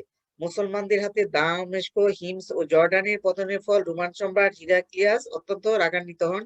তিনি ভ্রাতা থিওডোরাসের নেতৃত্বে 50,000 সৈন্যের একটি বাহিনী পুনরায় মুসলমানদের বিরুদ্ধে প্রেরণ করেন। মুসলিম সেনাপতি আবু উবাইদা, আমর বিন আলাস, খালিদ বিন ওয়ালিদ ইয়ারমুকে এসে উপস্থিত হন। মুসলমানদের সব মিলিয়ে সৈন্য সংখ্যা ছিল 25,000। উভয় পক্ষের মধ্যে সংঘটিত মাসব্যাপী খণ্ডযুদ্ধে 634 খ্রিস্টাব্দে ইয়ারমুক উপত্যকায় এক সর্বাত্মক যুদ্ধে রোমানরা শোচনীয়ভাবে পরাজিত হয়। এই বিপর্যয়ের সংবাদ শুনে সম্রাট হিরাক্লিয়াস কনস্টান্টিনোপলে পলায়ন করেন। ইসলামের ইতিহাসে ইয়ারমুকের যুদ্ধকে একটি চূড়ান্ত নিষ্পত্তিকারী যুদ্ধ হিসেবে বিবেচনা করা হয়। এই কাদেসিয়া যুদ্ধের মতো এই ইয়ারমুকের যুদ্ধ সাংঘাতিক একটা রোমানদের সাথে ভয়ঙ্কর যুদ্ধ ছিল। একটা যুদ্ধ ছিল কাদেসিয়া যুদ্ধ কাদের সাথে? পারসিকদের সাথে। আর একটা যুদ্ধ ইয়ারমুকের যুদ্ধ রোমানদের সাথে। এই রোমানদের সাথে মূলত শেষ যুদ্ধ মুসলমানদের ইয়ারমুকের যুদ্ধ। এটা দিয়ে তোমাদের সৃজনশীল প্রশ্ন হয়, কতজন সৈন্য কার পক্ষে অংশগ্রহণ করেছিল, কোন পক্ষে, কোন মুসলমানদের পক্ষে কতজন ছিল, রোমানদের পক্ষে কতজন ছিল, এগুলো খুব ভালো করে মুখস্থ করবে। প্যালেস্টাইন ও জেরুজালেম বিজয় 637 খ্রিস্টাব্দে। আমর বিন আলাস রোমান শাসনকর্তা তার আর্তা বিনকে পরাজিত করে 637 খ্রিস্টাব্দে প্যালেস্টাইন ও দখল করেন। এরপর মুসলমানরা প্যালেস্টাইনের রাজধানী জেরুজালেম অবরোধ করেন। অনেক চেষ্টা করে রোমানগণ জেরুজালেম অধিকার রাখতে পারেনি। অবরুদ্ধ জেরুজালেমবাসীর দাবি অনুযায়ী খলিফা উমর রাদিয়াল্লাহু স্বয়ং বা নিজে জেরুজালেমে উপস্থিত হয়ে খ্রিস্টানদের সাথে সন্ধি স্বাক্ষর করে জেরুজালেমের ভার স্বহস্তে গ্রহণ করেন। জাজিয়া বিজয়। এই যে প্যালেস্টাইন ও জেরুজালেম বিজয় থেকে মুসলমানদের মানে জয়ের সূচনা থেকে ইহুদিরা এবং খ্রিস্টানরা মুসলমানদের চিরশত্রুতে পরিণত হলো এই জেরুজালেম এবং প্যালেস্টাইন জয়ের মধ্য দিয়ে। জাজিরা বিজয় 638 খ্রিস্টাব্দে। জাজিরাবাসীগণ রোমান সম্রাটের প্ররোচনায় মুসলমানদের বিরুদ্ধে অস্ত্র ধারণ করে। মুসলমানগণ বাধ্য হয়ে 638 খ্রিস্টাব্দে সেনাপতি আবু উবাইদার নেতৃত্বে জাজিরা দখল করেন। 10 হলো আর্মেনিয়া এবং উত্তর মেসোপটেমিয়া বিজয়। মুসলমানদের প্ররোচনা কুর্দ ও আর্মেনিয়ারা মুসলমানদের বিরুদ্ধে বিশৃঙ্খলা সৃষ্টি করে। মুসলমানরা কুর্দ অধ্যুষিত উত্তর মেসোপটেমিয়া ও আর্মেনিয়া দখল করেন। তারা এশিয়া মাইনরের রোমান শক্তির কেন্দ্র সাইলিসিয়া প্রদেশও অধিকার করেন। এভাবে খলিফা উমরের প্রচেষ্টায় মাত্র 6 বছরের মধ্যে সমগ্র সিরিয়া ও প্যালেস্টাইন আরব মুসলমানদের অধিকারে আসে। খলিফা হযরত মুবিয়াকে সিরিয়া প্রদেশপাল নিয়োগ করেন। এই সময়ে হযরত উমর তাহলে কে মুবিয়াকে সিরিয়ার প্রদেশপাল নিয়োগ করেছিলেন? হযরত উমর রাদিয়াল্লাহু, এটা খেয়াল রেখো। মিশর বিজয় 17 মিশর বিজয় 640 খ্রিস্টাব্দে। মিশর ইসলামী রাষ্ট্রের কেন্দ্র, হাজাজের নিকটবর্তী একটি দেশ। মিশর ছিল আরবের পশ্চিমে মুসলিম অধ্যুষিত অঞ্চলের কাছের একটি দেশ। নীল নদের অববাহিকায় অবস্থিত মিশরের অর্থনৈতিক সমৃদ্ধি মুসলমানদের মিশর জয়ে উদ্বুদ্ধ করেছিল। খলিফা ওমর রাদিয়াল্লাহুর অনুমতি ক্রমে 639 খ্রিস্টাব্দে আমর বিন আলাস 4000 সৈন্য নিয়ে মিশরের দিকে অগ্রসর হন। 640 খ্রিস্টাব্দে তিনি মিশরে প্রবেশ করে রোমানদের সাথে হেলিপোলিস নামক স্থানে যুদ্ধে অবতীর্ণ হয়। যুদ্ধে রোমানগণ মুসলমানদের নিকট পরাজিত হয়। এরপর মুসলিম সেনাপতি আমর বিন আলাস 641 খ্রিস্টাব্দে রোমানদের প্রধান সামরিক ঘাঁটি আলেকজান্দ্রিয়া অবরোধ করে এবং দখল করে। আমর বিন আলাস বেবিলনের কাছে একটি শহরকে রাজধানী হিসেবে গড়ে তোলেন। এটির নাম দেওয়া হয় ফুস্তাদ নগরী। এই ফুস্তাদ নগরী দিয়ে তোমাদের সৃজনশীল এবং অনুধর্ম প্রশ্ন হয়। কোন যুদ্ধের মাধ্যমে, মিশর জয়ের মাধ্যমে ফুস্তাদ নগরীর গোড়াপত্তন বা প্রতিষ্ঠা করা হয়? এটি 642 থেকে 669 খ্রিস্টাব্দ পর্যন্ত মিশরের রাজধানী ছিল। তাহলে ফুস্তাদ কতদিন পর্যন্ত মিশরের রাজধানী ছিল? 642 থেকে 659 খ্রিস্টাব্দ পর্যন্ত। খেয়াল রেখো। মিশর বিজয়ের গুরুত্ব। ইসলামী ইতিহাসে মিশর বিজয়ের গুরুত্ব অপরিসীম। মিশর বিজয়ের ফলে মুসলমানদের আর্থিক শ্রীবৃদ্ধি ঘটে। উত্তর আফ্রিকা অভিযান। শুনো তোমরা, এই লিঙ্ক দিয়ে আবার ক্লাস শেষ হলে ঢুকে যাবে তোমরা সবাই। শুনতে পাচ্ছ আমার কথা? তোমরা শুনতে পাচ্ছ? জি ম্যাম। হ্যাঁ, এই লিঙ্ক দিয়ে ছেলে মেয়েরা আবার ম্যাম ইয়েতে ঢুকে যাবে, ক্লাসে ঢুকে যাবে ডাবল একই লিঙ্ক দিয়ে। ক্লাস বলো কি মেয়ের বলছিলে? আবার কেন ম্যাম? এই লিঙ্ক দিয়ে আবার ঢুকে যাবে। এই ক্লাস শেষ হওয়ার পরে আবার ওই লিঙ্ক দিয়ে পরবর্তী ক্লাসে ঢুকে যাবে। 18 উত্তর আফ্রিকা অভিযান 634 খ্রিস্টাব্দে।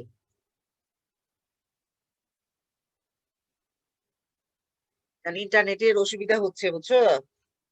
ইন্টারনেট সমস্যা হচ্ছে এখানে। উত্তর আফ্রিকা অভিযান। মিশর হতে বিতাড়িত হয়ে রোমানগণ উত্তর আফ্রিকার বার্কা ও ত্রিপোলি হতে মিশর সীমান্তে আক্রমণ করে বিশৃঙ্খলা সৃষ্টি করে। ফলে 643 খ্রিস্টাব্দে খলিফার নির্দেশে মুসলিম বাহিনী বার্কা ও ত্রিপোলি আক্রমণ করে। পরাজিত হয়ে সেখানকার অধিবাসীগণ করদানের শর্তে মুসলমানদের কর্তৃত্ব স্বীকার করে নেয়। এই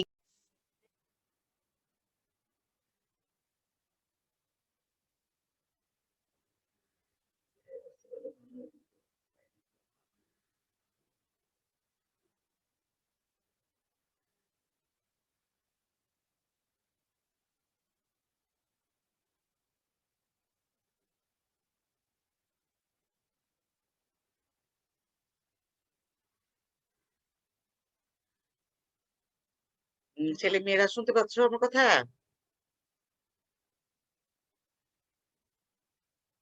প্রিয় জি ছাত্রছাত্রীরা ম্যাম। সবাই শুনতে পাচ্ছ?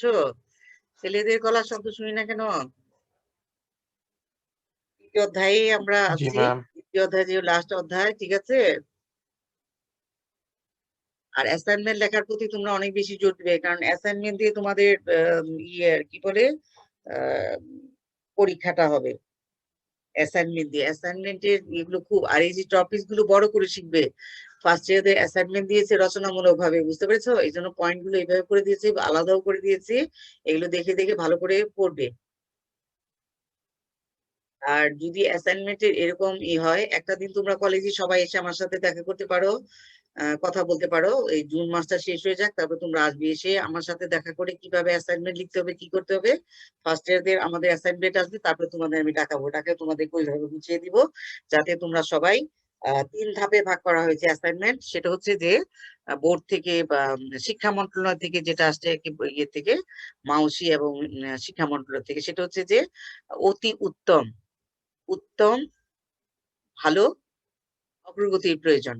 এখন আমাদেরকে কোনটা নিতে হবে? অতি উত্তম নাকি উত্তম নাকি ভালো নাকি অগ্রগতির প্রয়োজন? কোনটা বলো আমার সাথে? অতি উত্তম।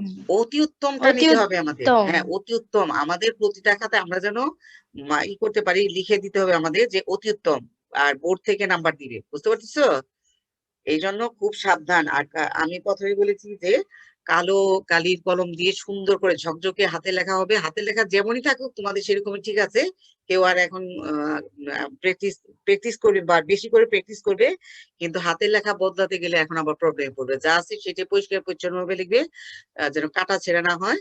আর আমরা বলছি যেসব জিনিস আমরা বেশি মানে সচেতন হই, সেন্সিটিভ জিনিসগুলোতে আমাদের ভুল হয় খুব বেশি। অন্য সময় দেখো এপ্লিকেশন লিখলে আমরা ভুল করি কম, কিন্তু এই সময় যদি এপ্লিকেশন লিখতে যাই 1000 বার ভুল করি, তাই না? সেই জন্য অন্য জায়গায় আমরা আগে লিখবো, প্র্যাকটিস করবো বারবার, যে ভালো করিস কি করে রে, প্র্যাকটিস করে। প্র্যাকটিস বারবারই করতে হবে, মানে অনুশীলন করার অভ্যাস বারবার করতে হবে। প্র্যাকটিস করলেই মানুষ ভালো করে। কারণ আমরা নামাজ পড়ি কেন, প্রতি ওয়াক্তের নামাজ আল্লাহ কেন দিয়েছে, যে বারবার আমরা নামাজ পড়লে নামাজের কথা মনে থাকবে। আর সবচেয়ে বড় কথা হলো সূরা গুলো, এগুলো আল্লাহকে আমরা স্মরণ করতে পারবো, এটা প্র্যাকটিস এই জন্য দিয়েছে। 5 বার উজু করা, দেখো যে কোভিড আসলো, এখন ওয়ার্ল্ড এর একটা কনসেপ্ট হয়েছে কি যে হাত পা ধোয়া, হাত পা ধোয়াটাই আগেই আল্লাহ এগুলোকে নির্দিষ্ট করেছে, মানুষ বুঝতে পারেনি। সেটা হলো যে 5 বার হাত মুখ ধুলে কি হয় আমাদের, আমরা এক মহামারী মানে করোনার হাত থেকে, কোভিড এর হাত থেকে বাঁচতে পারি। একটা মাস্ক পরলেই আমরা কি করতে পারতেছি, আমরা করোনার হাত থেকে বাঁচতে পারতে। সর্দি কাশি যেগুলো বাইরে ফেলে সবাই, সবচেয়ে বেশি জীবাণু ছড়ায় তোমার হচ্ছে এই সর্দি আর ইয়ের মধ্যে, কাশির মাধ্যমে, কফের মাধ্যমে। যার জন্য খুব কেয়ারফুল, সতর্ক। কেউ হাঁচি কাশি দিচ্ছে, সতর্ক হবে, খুব দ্রুত সরে যাবে একদম, আর মাস্ক রাখার চেষ্টা করবে, তাহলে অনেক সেফ থাকবে আল্লাহর মধ্যে।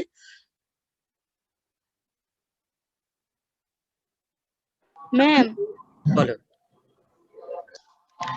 ম্যাম আমরা যে অ্যাসাইনমেন্ট ম্যাম গুলো আমাদের অ্যাসাইনমেন্টের কভার পেজটা কিভাবে করব? কভার পেজ তো বুঝতেছি না। আমাদের আসলে কাভার পেজে সেকেন্ড ইয়ারদের ক্ষেত্রে তোমাদের কোনো কাভার পেজে কোনো নোটিশ আমাদের পাইনি, বুঝতে পেরেছো?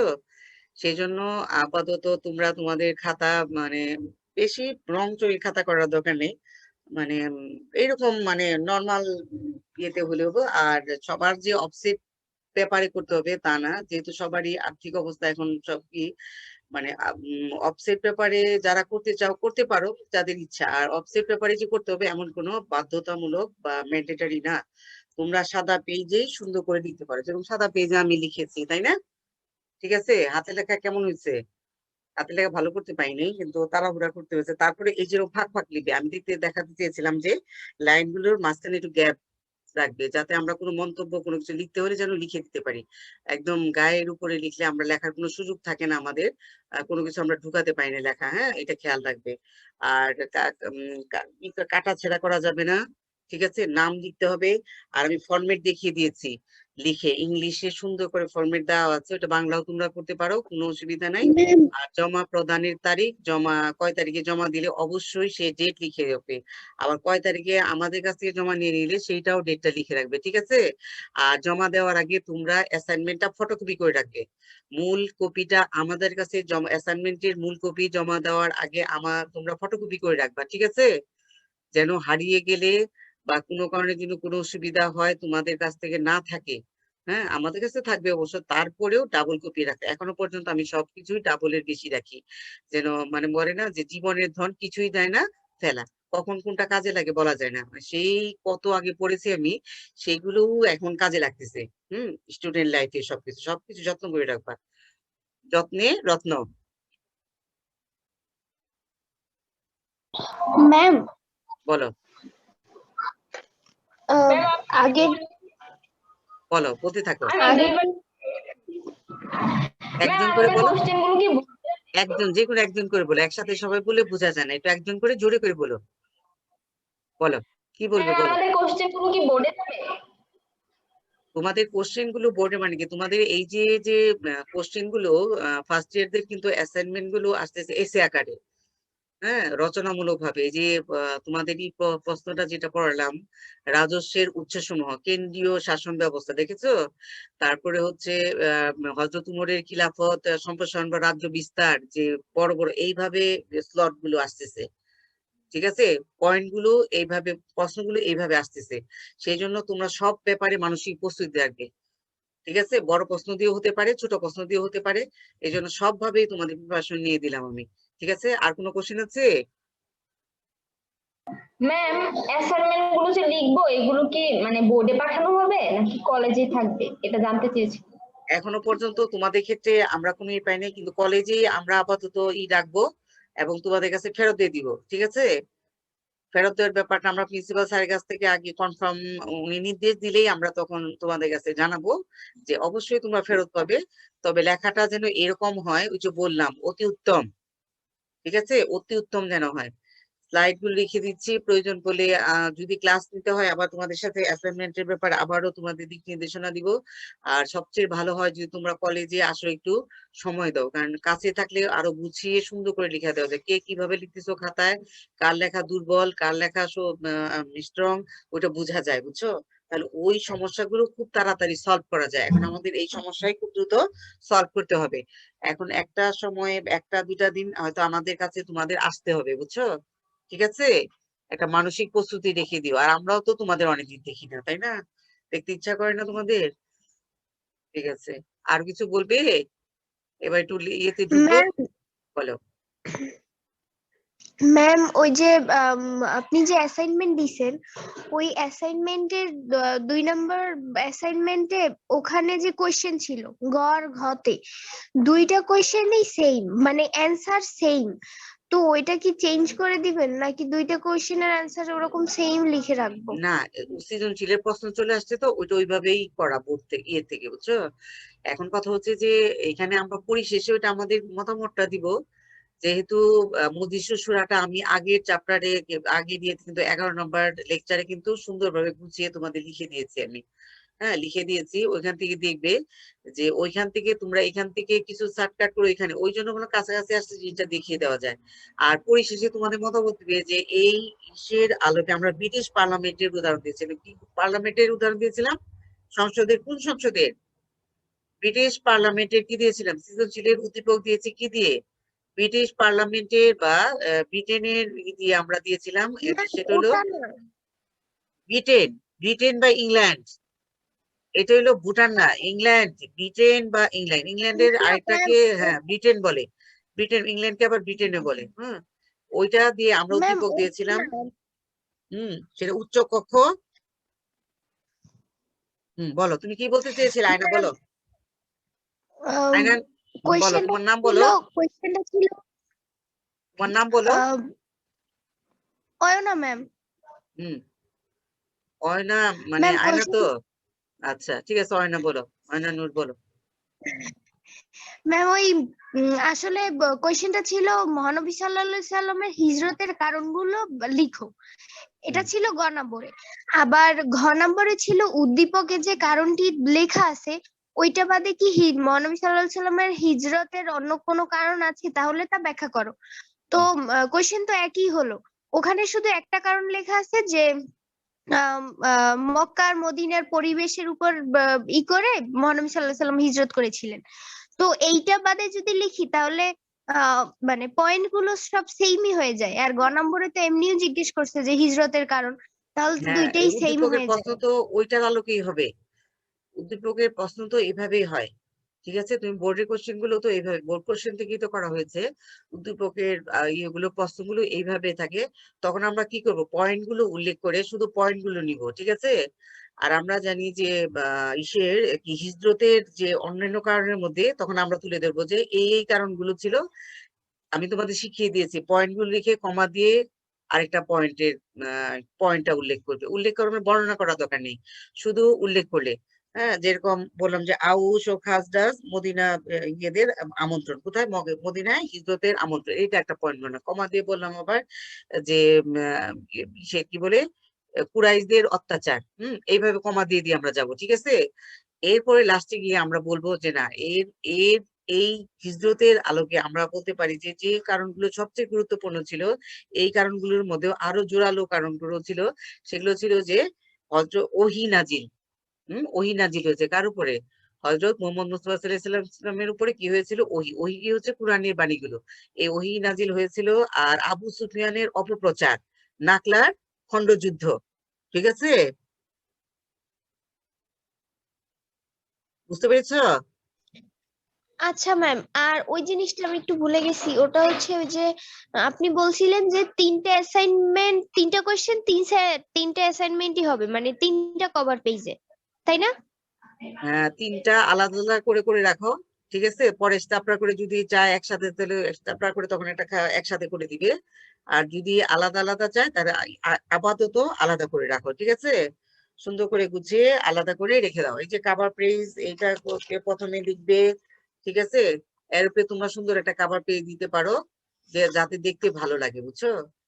হ্যাঁ, দেখতে ভালো লাগে সেরকম একটা কভার পেজ করতে পারো, সাদা দিয়েও করতে পারো, অন্য একটা হালকা কালার দিয়েও করতে পারো, ঠিক আছে, কভার পেজ। হ্যাঁ, আর এরপরে এই কভার পেজের উপরে তোমরা লিখবে ওই যে ফরম্যাট দেখিয়ে দিয়েছি। তারপরে পেজ থেকে কি হবে, এই পেজের পরে থেকে এই পেজ থেকে তোমরা লেখা শুরু করবে, ঠিক আছে। এই পৃষ্ঠাও লিখবে, আবার অপর পৃষ্ঠাও বলছি আমরা, এই পৃষ্ঠাও লিখবে, ঠিক আছে।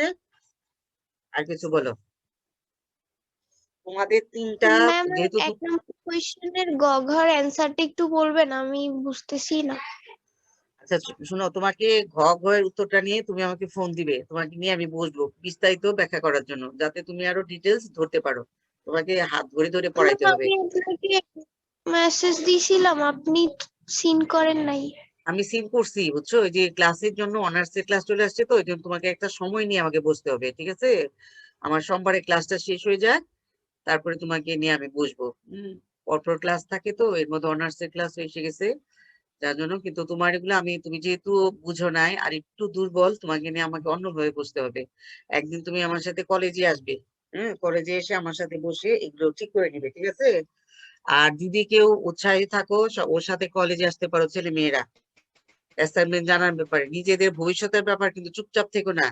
আমার রেজাল্ট, ভালো রেজাল্ট লাগবে না, ভালো রেজাল্ট করতে হবে তোমাদের, ঠিক আছে। আর কারো কোনো কোশ্চেন আছে? আপনি কি প্রত্যেকদিন কলেজে থাকেন? না, প্রতিদিন তো কলেজে থাকি না, কিন্তু তোমরা মেসেঞ্জারে তোমাদের ফোন নাম্বারটা বলে দিও, বা তোমাদের নাম দিয়ে ফোন নাম্বার বলে দিও, তাহলে আমি যোগাযোগ করে সেদিন তোমাদের নিয়ে বসলাম, ঠিক আছে। এরপর আর কিছু আছে? এবার আমি একটু চলে যাই, হযরত উসমান রাদিয়াল্লাহু। হযরত উসমান রাদিয়াল্লাহু 644 থেকে 656 খ্রিস্টাব্দ। কারণ 3টা অধ্যায় যেহেতু তোমাদের দেওয়া হয়েছে, 3টা অ্যাসাইনমেন্ট দিতে বলেছিল, সেই জন্য 3টা অধ্যায় থেকে 3টা অ্যাসাইনমেন্ট দেওয়া হয়েছে। তাই হযরত উসমানের রাজত্বকাল 644 থেকে 656। সবচেয়ে 4 খলিফার মধ্যে সবচেয়ে খোলাফায়ে রাশিদিনের শাসনকাল ছিল কার বেশি? হযরত উসমান রাদিয়াল্লাহু, 12 বছর। প্রশ্ন, হযরত উসমান রাদিয়াল্লাহুর জন্ম ও পরিচয় সম্পর্কে ব্যাখ্যা করো। হযরত উসমান রাদিয়াল্লাহু 576 খ্রিস্টাব্দে, কারো মতে 573 খ্রিস্টাব্দে মক্কার বিখ্যাত কুরাইশ বংশের উমাইয়া গোত্রে জন্মগ্রহণ আমার একটা করেন। কোশ্চেন তার ছিল। বাবার নাম ছিল আফফান। মহানবী সাল্লাল্লাহু আলাইহি ওয়াসাল্লামের আপন ফুফু উম্মে হাকিম বিনতে আব্দুল মুত্তালিবের কন্যা ছিলেন। উসমান রাদিয়াল্লাহুর মা ছিল আরওয়া বিনতে কুরাইজ। উসমান রাদিয়াল্লাহুর বাল্য নাম ছিল আবু আমর ও আবু আব্দুল্লাহ। তার দুইটা নাম ছিল, আবু আমর, একটা হচ্ছে আবু আব্দুল্লাহ। তিনি পরোপকারী, চরিত্রবান এবং শিক্ষিত ছিলেন। জাহেলিয়া যুগে সত্যবাদী ও আমানতদার হিসেবে তার সুনাম ছিল। তাহলে তার আরেকটা সুনাম বা খ্যাতি ছিল বা উপাধি ছিল কি? সত্যবাদী ও আমানতদার। আমানতদার কি? যে অন্যের সম্পত্তি নিজের কাছে গচ্ছিত রেখে একটারও এদিক নড়চড় না করে রক্ষা করে, আবার সেই যা রেখেছিল তাই ফেরত দেয়, সেটাকে আমানতদার বলা হয়। সেই আমানত ছিল হযরত আবু বকর, হযরত উসমান রাদিয়াল্লাহু।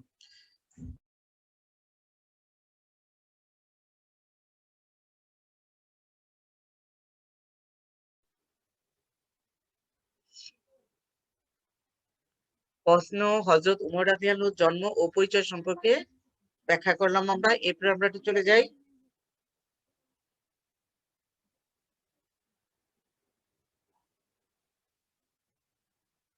হযরত উসমান রাদিয়াল্লাহুর বিবাহ ও ইসলাম গ্রহণ সম্পর্কে ব্যাখ্যা করো। উত্তর, হযরত উসমান রাদিয়াল্লাহু মহানবী সাল্লাল্লাহু আলাইহি ওয়াসাল্লামের দুই কন্যা রুকাইয়া ও উম্মে কুলসুমকে বিয়ে করেছিলেন। এজন্য তাকে জুনুরাইন বা দুই জ্যোতির অধিকারী বলা হয়। মহানবী সাল্লাল্লাহু আলাইহি ওয়াসাল্লাম 610 খ্রিস্টাব্দে ইসলাম প্রচার শুরু করেন।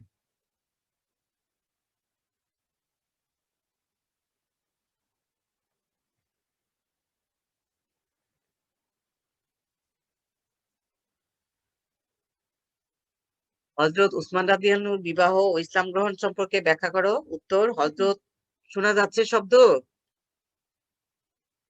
ছেলে মেয়েরা, আমার শব্দ শোনা যাচ্ছে? আমার কথা শুনতে পাচ্ছো?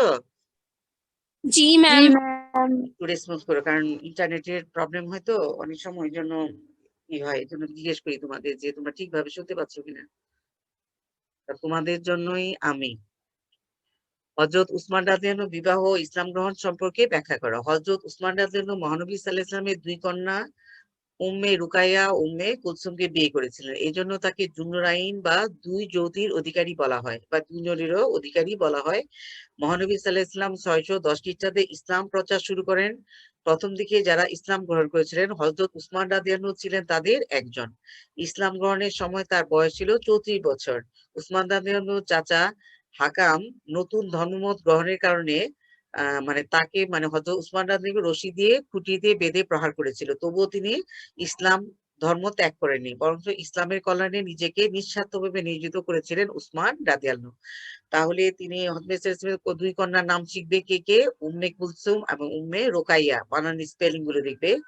আর এই জন্য তাকে জুন্নুরাইন, যেহেতু হযরত মুহাম্মদ মুস্তাফা সাল্লাল্লাহু আলাইহি ওয়াসাল্লাম নূরের ছিলেন, তার সন্তানরাও নূরের ছিল, সেই জন্য দুই সন্তানকে মেয়েকে বিবাহ করা, একটা উম্মে কুলসুম আর উম্মে রুকাইয়া বিবাহ করার জন্য হযরত উসমান রাদিয়াল্লাহুকে জুন্নুরাইন, তাকেও উপাধি দেওয়া হয়েছে, দুই নূরের বা দুই জ্যোতির অধিকারী বলা হতো। আর তিনি কত বছর বয়সে ইসলাম গ্রহণ করেন? 34 বছর বয়সে তিনি ইসলাম গ্রহণ করেন। আর তাকে কে খুঁটি দিয়ে বেঁধে রেখেছিল? তার চাচা হাকাম, ইসলাম ধর্ম গ্রহণ করার জন্য। হযরত উসমান রাদিয়াল্লাহুর বিরুদ্ধে আনীত উত্থাপিত অভিযোগের যথার্থতা মূল্যায়ন করো। স্বজনপ্রীতি ও শাসনকর্তা অপসারণের অভিযোগ। বিদ্রোহীরা খলিফাকে স্বজনপ্রীতির অভিযোগে অভিযুক্ত হয়ে বিদ্রোহী হয়ে ওঠে। তাদের মতে প্রাদেশিক শাসনকর্তা এবং রাষ্ট্রের অন্যান্য গুরুত্বপূর্ণ পদে নিযুক্ত যোগ্য ও অযোগ্য শাসনকর্তাদেরকে অপসারণ করে খলিফা নিজের অযোগ্য আত্মীয় স্বজনকে ওই সব পদে নিযুক্ত করেন। অভিযোগে খলিফা হযরত উসমান রাদিয়াল্লাহু মারওয়ানের পরামর্শে কুফার গভর্নর সাদ বিন আবি ওয়াক্কাসকে অপসারণ করে সাদ বিন ওয়াকাবাকে নিয়োগ দেন। মিশরের গভর্নর আমর ইবনে আলাসকে পদচ্যুত করে খলিফার মানে হযরত উসমানের দুধ ভাই কে অযোগ্য ছিলেন খলিফা বসরার শাসনকর্তা নিয়োগ করেন। আর বসরার গভর্নর আবু মুসা আল আশারিয়াকে বরখাস্ত করে আব্দুল্লাহ ইবনে আমরকে নিয়োগ দেওয়া হয়। খলিফা উসমান রাদিয়াল্লাহু নিযুক্ত সকল গভর্নর তার আত্মীয় ছিলেন না। তার নিযুক্ত কোনো গভর্নর সব আত্মীয় ছিলেন না, কিছু আত্মীয় স্বজন ছিল, তারপরে তাকে অভিযুক্ত করা হয়েছে। 2, কুরআন শরীফ দগ্ধীকরণের বা পুড়িয়ে ফেলার অভিযোগ। খলিফার বিরুদ্ধে আনীত অভিযোগগুলোর মধ্যে সবচেয়ে মারাত্মক ছিল কোরআন শরীফ দগ্ধীকরণ ছিল অন্যতম অভিযোগ। হযরত উসমান রাদিয়াল্লাহু খিলাফতের বিস্তৃতি লাভের ফলে বিভিন্ন অঞ্চলের মধ্যে কোরআন শরীফ পাঠ, আবৃত্তি ও উচ্চারণ নিয়ে মুসলমানদের মধ্যে বিরোধ দেখা দেয়। ফলে এই অসুবিধা দূরীকরণের জন্য কোরআনে হাফেজ এবং পারদর্শী লোকদের সমন্বয়ে জায়েদ বিন সাবিতের নেতৃত্বে একটি কমিটি গঠন করেন। হযরত উমর রাদিয়াল্লাহু কমিটি গঠন করে কমিটির সিদ্ধান্ত অনুযায়ী বিভিন্ন অংশে ব্যবহৃত কুরআন শরীফের পাণ্ডুলিপি সংগ্রহ করে সেগুলো খলিফা উমর রাদিয়াল্লাহুর কন্যা বিবি হাফসার গৃহে সংরক্ষিত কুরআন শরীফের সঙ্গে রাখেন এবং কুরআন শরীফের সঙ্গে মিল দেখে বাকি ভুল কপিগুলো ভস্মীভূত বা পুড়িয়ে ফেলেন। আসল কপিগুলো অনুলিপি রেখে সমগ্র মুসলিম সাম্রাজ্যে বিতরণ করেন।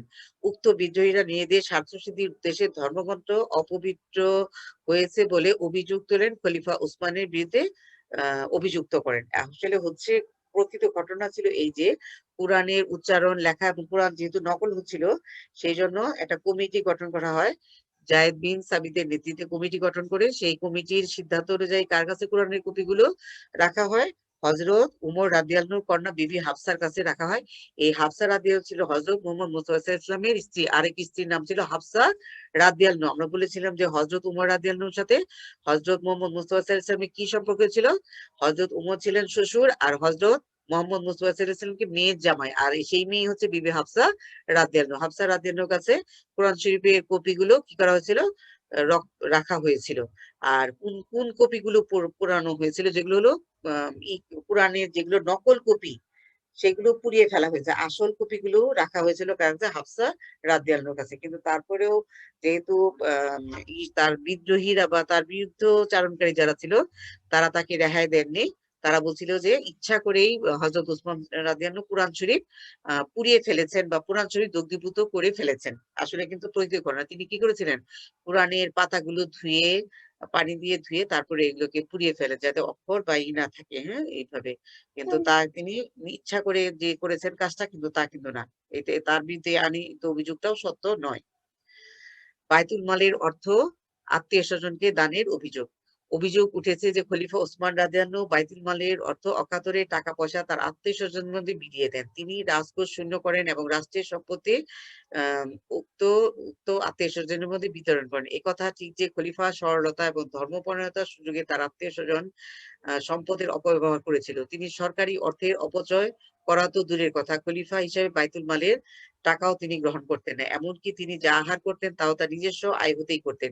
কাজেই খলিফার বিরুদ্ধে অভিযোগ সম্পূর্ণ মিথ্যা ও উদ্দেশ্য প্রণোদিত। প্রকৃতপক্ষে খলিফা ওসমান রাদিয়াল্লাহু আরবদের মধ্যে শ্রেষ্ঠ একজন ধনাঢ্য ব্যক্তি ছিলেন। তিনি ইসলামের খেদমতে অকাতরে ব্যক্তিগতভাবে অনেক সম্পদ ব্যয় করেছেন। তিনি নিজের থেকেই আত্মীয়-স্বজনকে অনেক অর্থ দান করেছেন, বায়তুল মাল থেকে নয়। কিন্তু তারপরে কথা হচ্ছে যে যার দোষ ধরতে শুরু করলে সে চুল পরিমাণ দোষটাও তখন ভয়ঙ্কর দোষে পরিণত হয়। সেরকম বায়তুল মালের অর্থ তিনি নিজেও কখনো গ্রহণ করতেন না হযরত উসমান রাদিয়াল্লাহু আনহু, এমনকি তিনি জীবন ধারণ করতেন কোথা থেকে? নিজের টাকা থেকে তিনি যখন জীবন ধারণ করতেন। আর তখন আরবের সবচেয়ে ধনী ব্যক্তিদের মধ্যে অন্যতম ধনী এবং ধনাঢ্য ব্যক্তি ছিলেন কে? হযরত উসমান রাদিয়াল্লাহু। তার প্রশ্নই ওঠে না যে তিনি অর্থ আত্মসাৎ করেছে। কিন্তু এত বড় সাম্রাজ্য চালাতে গেলে দেখা যায় যে ২-৪ জন আত্মীয়-স্বজন কি থাকে? অসাধু থাকে। তাদের মাধ্যমেই কি হয়? সুনাম নষ্ট হয়। আমরা বলেছিলাম একটা কথা সবসময় যে ১ মণ দুধের মধ্যে যদি একটা চানা বা একটা ময়লা পড়ে যায়, তাতে কি হয়? ১ মণ দুধই নষ্ট হয়ে যায়। তখন দুধ যে ভালো ছিল, দুধের গুণ খুঁজে পাওয়া যায় না। তখন কি হয়? দুধ কি হয়? দুধের হয় যে এই দুধের মধ্যে কি আছে? নষ্ট দুধ। নষ্ট দুধটা কিভাবে হলো? দুধ তো নিজে নিজেকে নষ্ট করে না। তো একটা ময়লা ফেলা হয়েছে। সেইজন্য সেইভাবেই উদাহরণ দেওয়া হলো যে হযরত উসমান রাদিয়াল্লাহু নিজে কোনো অর্থ নিতেন না, বরঞ্চ নিজে ইসলামের অকাতরে অনেক অর্থ এবং সম্পদ তিনি দিয়ে দিয়েছেন অকাতরে একদম নিঃস্বার্থভাবে। যা ফেরত পাওয়ার তিনি কোনো চিন্তাই করতেন না। আর আত্মীয়-স্বজনকেও তিনি অনেক অর্থ দান করেছেন, সেটা নিজের অর্থ থেকে, বায়তুল মাল থেকে নয়। সেইজন্য তার বিরুদ্ধে যে অভিযোগগুলো ছিল ইচ্ছাকৃতভাবে এবং সম্পূর্ণ মিথ্যা আর উদ্দেশ্য প্রণোদিতভাবে তাকে হেয় প্রতিপন্ন করা এবং তাকে নাজেহাল করার জন্য, তাকে ক্ষমতা থেকে অপসারণ করানোর জন্য। সরকারি চারণভূমির নিজস্ব কাজে ব্যবহার। বিদ্রোহীরা অভিযোগ করে যে সরকারি চারণভূমি খলিফা ওসমান রাদিয়াল্লাহু নিজস্ব পশুপালনের জন্য ব্যবহার করেন। সরকারি চারণভূমিতে জনসাধারণের গবাদি পশুর চারণ ওসমান রাদিয়াল্লাহুর সময় এবং পরবর্তী ২ খলিফার সময় নিষিদ্ধ ছিল। খলিফা সেই রীতি অনুসরণ করেন এবং যুদ্ধের জন্য রসদ ও ঘোড়ার রক্ষণাবেক্ষণের জন্য উক্ত চারণভূমি ব্যবহার করেন। যেহেতু উট, ঘোড়া ইত্যাদি সরকারি সম্পত্তি ছিল, সেগুলো হেফাজতের জন্য চারণভূমি রক্ষা করা খলিফার কর্তব্য ছিল। কাজেই জনসাধারণের অবাধ ব্যবহারের জন্য চারণভূমি ছেড়ে দেওয়া হয়নি। কিন্তু আন্দোলনকারীরা বা চক্রান্তকারীরা এটিকে আন্দোলনের একটি বড় অজুহাত হিসেবে দাঁড় করিয়েছিল। কারণ কাকে নাজেহাল করার জন্য? একটা ভালো মানুষকে আমরা জানি যে হযরত উসমান রাদিয়াল্লাহু অত্যন্ত সজ্জন এবং খুব ভালো ব্যক্তি ছিলেন। তার জন্য হযরত মুহাম্মদ মুস্তাফা সাল্লাল্লাহু আলাইহি ওয়াসাল্লাম তার ২ কন্যাকে বিবাহ দিয়েছিলেন, হ্যাঁ? ভালো লোক না হলে ২ টা মেয়ে কারো কাছে, ১ মেয়ে মারা যাওয়ার পরে কখনোই বিয়ে দেয় না। এটা একটা বড় কথা। আর তিনি অত্যন্ত সরল প্রকৃতির ছিলেন। এই সরলতাই তার জীবনের সবচেয়ে কাল হয়ে দাঁড়িয়েছিল। মানুষকে তিনি খুব বিশ্বাস করতেন। এটাও তার জীবনের একটা বড় ভুল ছিল। হুম? এই ভুলের তার জীবন দিয়ে তাকে শোধ করতে হয়েছিল। আমরা বিশ্বাস করবই করব, কিন্তু একটু চোখ কান খোলা রেখে বিশ্বাস করব, সরলতা প্রকাশ করব, কিন্তু একটু ওইভাবে সরলতা না, দুষ্ট লোকের সাথে একটু বুদ্ধি করে চলতে হবে। আর সরল লোকের সাথে সেইভাবে সরলভাবে প্রকাশ করব। আর চারণভূমি তোমরা জানো যেখানে সরকার গবাদি পশুরা আ চড়ে বেড়ায়, পশুরা চড়ে বেড়ায়, সেটা হলো চারণভূমি। আর এই চারণভূমিটা ব্যবহার করেছিলেন তিনি কি? সরকারি এই যে ঘোড়া যেগুলো, উট, এগুলো সবসময় যুদ্ধক্ষেত্রে ব্যবহৃত বাহন হিসেবে ব্যবহৃত হতো। সেগুলো চারণভূমিকে সরকারি কাজে ব্যবহার করা হয়েছিল। এটা তার নিজের কোনো ব্যক্তিগত ঘোড়া এবং উট তার ব্যক্তিগত ঘোড়া ছিল না। এগুলো সরকারি ঘোড়া ছিল। তারপরেও তার বিরুদ্ধে বড় অ্যালিগেশন বা অভিযোগ আনা হয়েছিল যে তিনি কি করেছেন? যে সরকারি চারণভূমির অপব্যবহার করেছেন। আবু যর আল গিফারির নির্বাসন। সবগুলো পয়েন্ট দিয়ে কিন্তু সৃজনশীল প্রশ্ন হয়। আবু যর আল গিফারি নির্বাসন। আবু যর আল গিফারি একজন সাধু পুরুষ ও মহানবী সাল্লাল্লাহু আলাইহি ওয়াসাল্লামের প্রিয় সাহাবী ছিলেন। মুসলমানদের ঐশ্বর্য সঞ্চয় ও আড়ম্বরপূর্ণ জীবনযাপনে বীতশ্রদ্ধ হয়ে তিনি এই কঠোর মতবাদ প্রচার করেন। তিনি প্রচার করতে থাকেন যে ধন সম্পদ সঞ্চয় করার জন্য নয়, এটা মানুষের কাজে ব্যয় করার জন্য। এভাবে তিনি এক সমাজতান্ত্রিক মতবাদ প্রচার শুরু করেন।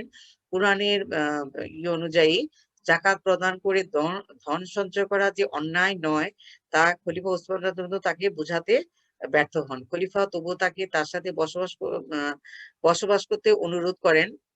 কিন্তু তিনি খলিফার এই প্রস্তাব প্রত্যাখ্যান করে রাষ্ট্রের শান্তি রক্ষার জন্য খলিফা বাধ্য হয়ে শেষ পর্যন্ত আবু যর গিফারিকে রাবাদা নামক স্থানে নির্বাসিত করেন। কিন্তু দুর্ভাগ্যবশত 2 বছর পর তিনি সেখানে মারা যান। এখানে বানানটা কি হয়েছে, নির্বাসিত হবে। তাহলে দেখা যাচ্ছে এইটাও আরেকটা গুরুত্বপূর্ণ পয়েন্ট ছিল, ভাইরাল পয়েন্ট। সেটা হলো যে মৌলিক পয়েন্টের মধ্যে অন্যতম গুরুত্বপূর্ণ পয়েন্ট ছিল একটা কি, আবু যর আল গিফারি নির্বাসন। কারণ আবু যর গিফারি একজন মানে ছিল প্রিয়, প্রিয় সাহাবী ছিলেন এবং তার কথার খুব ছিল, মানুষ তার কথার খুব মূল্য দিত। সেই জন্য তিনি এই সুযোগে তিনি প্রচার করতেছেন ধন সম্পদ মানুষ সঞ্চয় করে রাখবে না, কি করতে হবে, সবার মধ্যে সমান করে সুষম বন্টন করে দিতে হবে। আর এই সুষম বন্টনটাই হচ্ছে সমাজে যে এই কথার ভিত্তিতে কি মতবাদ গড়ে ওঠে, সমাজতান্ত্রিক মতবাদ গড়ে ওঠে। আমরা পৃথিবীতে কোন দেশের মধ্যে সমাজতান্ত্রিক মতবাদ দেখি? রাশিয়ায় সমাজতান্ত্রিক মতবাদ গড়ে উঠেছিল। কার আদলে? এই আবু যর গিফারির মতবাদকে কেন্দ্র করে রাশিয়ায় সমাজতান্ত্রিক মতবাদ গড়ে উঠেছিল। কিন্তু যার যার সম্পদ কি সবাই দিয়ে দিবে, এইভাবে বন্টন করবে? সমাজ ব্যবস্থা বা আল্লাহ কি এইভাবে সৃষ্টি করেছে? ধনী দরিদ্র আল্লাহ সৃষ্টি করেছে। তাহলে সম্পদের এই বন্টন বোঝাতে চেষ্টা করলো হযরত উসমান, তিনি এটা কিছুতেই কর্ণপাত করলেন না, বুঝতেও চাইলেন না। এবং তারপরেও তিনি শেষ চেষ্টা করেছিলেন যেন যেহেতু বয়স হয়ে গিয়েছে হযরত আবু যর আল গিফারির, আর হযরত একজন প্রিয় সাহাবী ছিলেন, তিনি অত্যন্ত সম্মানিত মানুষ ছিলেন, তাকে অনেক বোঝানোর চেষ্টা করেছেন। কিন্তু বৃদ্ধ মানুষদের একটাই থাকে যে বয়স হলে কিন্তু তারা বুঝতে চায় না, নিজে যেটা বুঝে সেটাই তাকে ভালো মনে করে, অন্যরা বুঝালেও মনে করে যে ভুল বুঝাচ্ছে, তাকে অন্যদিকে ড্রাইভার করতে চাচ্ছে বা অন্যদিকে নিয়ে যাচ্ছে। এটা বয়স্ক মানুষদের একটাই থাকে, বার্ধক্যজনিত কারণ এটা হয়। তাহলে দেখা যাচ্ছে যে এই আবু যর গিফারি ক্ষেত্রে তাই হয়েছিল, তিনি কোনোটাই বুঝতে চান নাই। তিনি যে জাকাত দেওয়ার পরেও বা মানুষ সঞ্চয় করতে পারে সেটা তিনি বুঝতে চান নাই। হযরত উসমান তাকে তার সাথে বসবাস করার বা থাকার অফার দিয়েছিল, সেটাও তিনি অনুরোধ প্রত্যাখ্যান করেন। শেষ পর্যন্ত রাষ্ট্রের যেহেতু শান্তি ভীষণভাবে ভঙ্গ হচ্ছে, বিদ্রোহের সৃষ্টি হচ্ছে, শেষ পর্যন্ত বাধ্য হয়ে তাকে রাবাতা নামক স্থানে নির্বাসন দেয়। কিন্তু দুর্ভাগ্যবশত যে তিনি সেখানে, দুর্ভাগ্য হযরত উসমান রাদিয়াল্লাহু কখনোই ছাড়েনি যে হযরত আবু যর গিফারি কিন্তু মারা যেতেন না পারতেন, কিন্তু সেখানে মারা গেলেন। এইটাও তার জন্য একটা ভয়ঙ্কর বিপদের কারণ হয়ে দাঁড়িয়েছিল। এগুলো তার বিরুদ্ধে যে অভিযোগ উত্থাপিত হয়েছিল। কাবা গৃহ সম্প্রসারণ। হযরত উমর রাদিয়াল্লাহু আনহু সময় কাবা গৃহের সম্প্রসারণের কার্য আরো আরম্ভ হয়ে খলিফা উসমানের সময় তা সম্পন্ন হয়। কাবা গৃহের সম্প্রসারণের জন্য যাদের জমি নেওয়া হয়েছিল, হযরত উমরের সময় কোনো ক্ষতিপূরণ দাবি না করলেও হযরত উসমানের সময় দুর্বলতার সুযোগে তারা তার ক্ষতিপূরণ দাবি করে। খলিফা তাদেরকে ক্ষতিপূরণ দিতে চাইলেও তারা অশোকের যায় ভিতরে গোলযোগ সৃষ্টি করে। খলিফা তাদেরকে ক্ষতিপূরণ দিতে চাইলেও তারা তা গ্রহণে অস্বীকৃতি জানায় এবং তারা গোলযোগ সৃষ্টি করে। শান্তি ভঙ্গের আশঙ্কায় খলিফা তাদেরকে কারারুদ্ধ করেন। এই যে কাবা গৃহ যখন জমি নেওয়া হয়েছিল তখন কিন্তু তারা কোনো প্রতিবাদ করেনি, যেহেতু হযরত উসমান রাদিয়াল্লাহু কিছুটা সরল এবং দুর্বল প্রকৃতির ছিল, তার উদারতার জন্য কি করার জন্য তারা ক্ষতিপূরণ দাবি করে বসলো। তাদের ক্ষতিপূরণ দাবি যাওয়ার কথা ছিল কোন সময়, ধরো হযরত উমরের সময়, কিন্তু তারা হযরত উমর যেহেতু কঠোর প্রকৃতির ছিলেন এবং একজন সুশাসক ছিল, তিনি কঠোর হস্তে এগুলো দমন করেন। সেই জন্য তিনি কি করলেন, তার সময় এসে বিদ্রোহীরা ইচ্ছা করেই মানে তার সময় সেই জটিলতার সৃষ্টি করলো। হযরত উসমান রাদিয়াল্লাহু বিরুদ্ধে আনীত অভিযোগগুলোর মধ্যে আরেকটা ছিল আলোচনা সভা। পরিশেষে বলা যায় বিভিন্ন প্রদেশের শাসনকর্তাদের বিরুদ্ধে অভিযোগে আসতে থাকে, তখন খলিফা পরবর্তী হজ মৌসুমে অভিযোগকারীদের অভিযোগের সময় শোনার জন্য হাজির হতে নির্দেশ দেন। হজ মৌসুমে শাসনকর্তাগণ হাজির হলেও কেউ অভিযোগ উত্থাপিত হননি। এতে প্রমাণিত হয় যে বিদ্রোহীদের খলিফার বিরুদ্ধে আনীত সকল অভিযোগ সম্পূর্ণ মিথ্যা ও বানোয়াট ছিল। তিনি তাদেরকে তার বিরুদ্ধে যে অভিযোগগুলো উত্থাপিত হয়েছিল সেই অভিযোগগুলো উত্থাপন করার জন্য তাদেরকে সুযোগ দিয়েছিল যে হজ মৌসুমে আসেন আপনারা আমার সাথে, কি কি অভিযোগ আমার বিরুদ্ধে সেগুলো আপনারা বলেন, আমি আপনাদের সমস্ত ধারণা ক্লিয়ার করতেছি এবং আপনাদের সাথে সমস্ত কিছু খুলাসা করতেছি। কিন্তু কেউ আসছে সবাই, কিন্তু কেউ অভিযোগ তার বিরুদ্ধে উত্থাপিত হয়নি। তাহলে প্রমাণিত হয় যে তার বিরুদ্ধে আনীত অভিযোগগুলো ছিল কি, মিথ্যা, বানোয়াট এবং কি বলে সম্পূর্ণ উদ্দেশ্য প্রণোদিত এবং তাকে ক্ষমতা থেকে অপসারণ করার একটা প্রচেষ্টা মাত্র ছিল। প্রশ্ন, হযরত উসমান রাদিয়াল্লাহু হত্যার কারণগুলো বিশ্লেষণ করো। উত্তর, হযরত উসমান রাদিয়াল্লাহু বিরুদ্ধে আনা অধিকাংশ অভিযোগ ছিল উদ্দেশ্য প্রণোদিত, কিন্তু বিদ্রোহীদের উদ্দেশ্য ছিল উসমানকে খেলাফত থেকে বাধ্য করা। উসমান রাদিয়াল্লাহু দুর্বলতার সুযোগ নিয়ে তারা তার নানা ষড়যন্ত্র করতে থাকে। এই ষড়যন্ত্রের শিকার হয়ে খলিফাকে শাহাদাত বরণ বা মৃত্যুবরণ করতে হয়। নিচে তার হত্যার কারণগুলো তুলে ধরা হলো। মদিনার বাজারে একচেটিয়া ব্যবসা।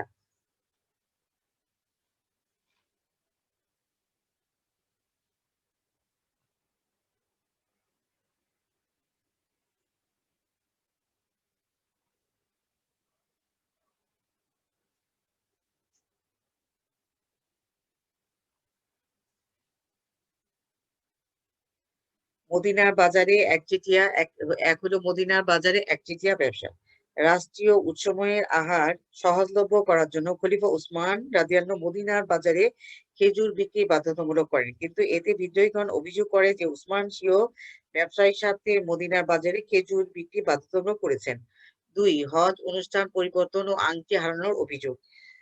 খলিফা উসমান হজের অনুষ্ঠানের সময় 2 রাকাত নামাজের পরিবর্তে 4 রাকাত নামাজ পড়ার রীতি চালু করেন। এছাড়া তিনি মহানবী সাল্লাল্লাহু আলাইহি সাল্লামের মহাঙ্কিত আংটিটি একটি কূপে হারিয়ে ফেলেন। কূপ মানে কুয়া, হারিয়ে ফেলেন। এতে উসমান বিরোধীরা উত্তেজিত হয়ে ওঠে। আনসার ও মুহাজিরদের মধ্যে বৈষম্য। খলিফা উমরের সময় আনসার ও মুহাজিরদের মধ্যে সদ্ভাব ছিল, কিন্তু খলিফা উসমানের সময় মুহাজিররা অবহেলিত হতে থাকে, এমনকি মজলিসুস শুরার সদস্যপদ হতে তাদের বাদ দেওয়া হয়, যা পরবর্তীকালে তার হত্যার ইন্ধন যোগায়। 4 হাশেমি উমাইয়া বিরোধ। মহানবী সাল্লাল্লাহু আলাইহি ওয়াসাল্লামের জন্মের অনেক আগে থেকেই কুরাইশ বংশের হাশেমি উমাইয়া গোত্রের মধ্যে কাবা ঘরের পরিচালনার নেতৃত্ব নিয়ে দ্বন্দ্ব চলে আসছিল, কিন্তু উমাইয়া গোত্রের সদস্য উসমান রাদিয়াল্লাহু আনহু খিলাফত লাভের ফলে পুনরায় দ্বন্দ্ব প্রজ্বলিত হয়ে ওঠে। কারণ উমাইয়া বংশে বড় বড় পদ লাভের পাশাপাশি অনেক ভূমি জায়গা দখল হিসাবে হয়, ফলে তাদের প্রতিপত্তি বেড়ে যায়, যার প্রতিপত্তি হাশেমিয়ারা সহ্য করতে পারতেছিল না। পরবর্তীতে তারা দ্বন্দ্বে জড়িয়ে পড়ে। খলিফার চারিত্রিক দুর্বলতা। বিভিন্ন গুণে বিভূষিত হলে খলিফা উসমানের চারিত্রিক দুর্বলতাই ছিল তার হত্যার অন্যতম কারণ। তিনি উদার সরল ছিলেন। তিনি যদি যথাসময়ে কঠোর হস্তে দুষ্টের দমন করতেন, তাহলে হয়তো তার বিরুদ্ধে ষড়যন্ত্র অঙ্কুরে বিনষ্ট হতো। 6 মারওয়ানের ধ্বংসাত্মক নীতি। খলিফার দুর্বলতার সুযোগে তার প্রধান উপদেষ্টা মারওয়ান রাষ্ট্রের সক্ষমতা করায়ত্ত করেন। উমাইয়াদের ধনমান প্রতিষ্ঠিত করে হাশেমিদের দুর্বল করাই ছিল তাদের একমাত্র লক্ষ্য। এই উদ্দেশ্যে রাষ্ট্রের উচ্চ পদে উমাইয়াদের নিয়োগ করেন। মারওয়ানের এসব কুচক্র ও স্বার্থপর নীতি বিদ্রোহের মূল কারণ ছিল, যা খলিফা উসমানের হত্যাকাণ্ডের এই মারওয়ানের ধ্বংসাত্মক নীতি ছিল উসমান হত্যাকাণ্ডের অন্যতম প্রধান কারণ। মারওয়ানের জন্য যত অনাসৃষ্টির কাণ্ড ঘটেছিল হযরত উসমানের আমলে, তাকে কঠোর হস্তে দমন করা উচিত ছিল, তা তিনি করেন, যেহেতু তার মেয়ের জামাই ছিল ওইভাবে তিনি পারেননি। ইবনে সাবার অপপ্রচার। ধারণা করা হয় যে যেসব লোক নিজস্ব স্বার্থ হাসিলের জন্য ইসলাম ধর্ম গ্রহণ করেছিলেন, ইবনে সাবা তাদের অন্তর্ভুক্ত। মুসলমানদের মধ্যে বিভ্রান্তি ছড়ানোর জন্য তিনি একটি ভুল মতবাদ প্রচার করেন। তার মধ্যে হযরত আলী রাদিয়াল্লাহু আনহু রক্তের সম্পর্ক এবং বৈবাহিক সূত্রে মহানবী সাল্লাল্লাহু আলাইহি ওয়াসাল্লামের একমাত্র উত্তরাধিকারী, সুতরাং খিলাফত লাভের বৈধ উত্তরাধিকারী শুধু তারই। এইরূপ অপপ্রচার কুফা পশ্চাৎ জনপ্রিয়তা লাভ করে। অনেকে উসমানকে অবৈধ খলিফা ভেবে বিরোধিতা শুরু করে। তোমরা তোমাদের এই যে সৃজনশীল প্রশ্ন দিয়েছে, সৃজনশীল প্রশ্নের মধ্যে আছে যে তার কোন আত্মীয় স্বজন বা কে কুচুক্তি করেছিল, এই মারওয়ানের পয়েন্টটা দিবে। আর ইবনে সাবার অপপ্রচারের মধ্যেও মারওয়ানের ব্যাপারে আছে লেখা, আমি বর্ণনা করতেছি, বইও আছে, ওটা তোমরা দেখে নিবে। এটা আমি বলে দিচ্ছি। কুফা, বসরা এবং মিশর থেকে বিদ্রোহীদের প্রতিনিধি দল মদিনায় আসে। তারা খলিফার কাছে প্রাদেশিক শাসনকর্তার বিরুদ্ধে দুর্নীতি সহ নানা অভিযোগ উত্থাপন করে সেগুলোর প্রতিকারের দাবি জানায়। খলিফা তাদের অভিযোগ শুনে প্রতিকারের প্রতিশ্রুতি দেন, ফলে তারা নিজ নিজ প্রদেশে উদ্দেশ্যে রওনা হয়। এইসব অভিযোগকারীদের যেন নিজ নিজ রাজধানীতে প্রত্যাবর্তনের মাত্রই হত্যা করা হয়, এইরূপ আদেশ সম্বলিত এবং খলিফার সিলযুক্ত একটি পত্র বিদ্রোহীরা এক দূতের কাছে থেকে উদ্ধার করে। ঐতিহাসিক বর্ণনা মতে কুচক্রী মারওয়ান খলিফার সিল জাল করে এই পত্র পাঠিয়েছিল, ফলে বিদ্রোহীরা ফিরে এসে খলিফার কাছে এই ঘটনার কৈফিয়ত দাবি করে। খলিফা তাদেরকে বলেন যে তিনি এই ব্যাপারে কিছুই জানেন না। বিদ্রোহীরা বুঝতে পারেন এটা মারওয়ানের কাজ। তারা মারওয়ানকে তাদের হাতে সমর্পণ করার দাবি জানায়। খলিফা এই দাবি প্রত্যাখ্যান করে, ফলে বিদ্রোহীরা খলিফা উসমানের বাসগৃহ অবরোধ করে। তারপরে হযরত আলী রাদিয়াল্লাহু আনহু, তালহা ও জুবাইরের পুত্রগণ বিদ্রোহীদের প্রতিরোধ করতে ব্যর্থ হন। এক পর্যায়ে বিদ্রোহীরা মুহাম্মদ বিন আবু বকরের নেতৃত্বে খলিফাকে কুরআন পাঠরত অবস্থায় হত্যা করেন। তাহলে এই যে মারওয়ানের কুচক্রী যে তার জাল করলো, এইটাও মারওয়ানের ধ্বংসাত্মক নীতি বা মারওয়ানের কুচক্রী ছিল। ওইটার মধ্যে তোমরা ঢুকিয়ে দিবে সৃজনশীল প্রশ্নের ভিতরে। হযরত উসমানের হত্যার ঘটনা ব্যাখ্যা করো। এই যে হযরত উসমানের হত্যার ঘটনা আমি ব্যাখ্যা করেছি, কুফা অবস্থা থেকে যেটা আসলো সেটা উসমান হত্যার ঘটনার ব্যাখ্যা। এই ব্যাখ্যার মধ্যে আছে তোমার ওই যে মারওয়ানের জাল করার, চিঠি জাল করার ঘটনা। হযরত উসমান রাদিয়াল্লাহু আনহু হত্যাকাণ্ডের ফলাফল মূল্যায়ন করো।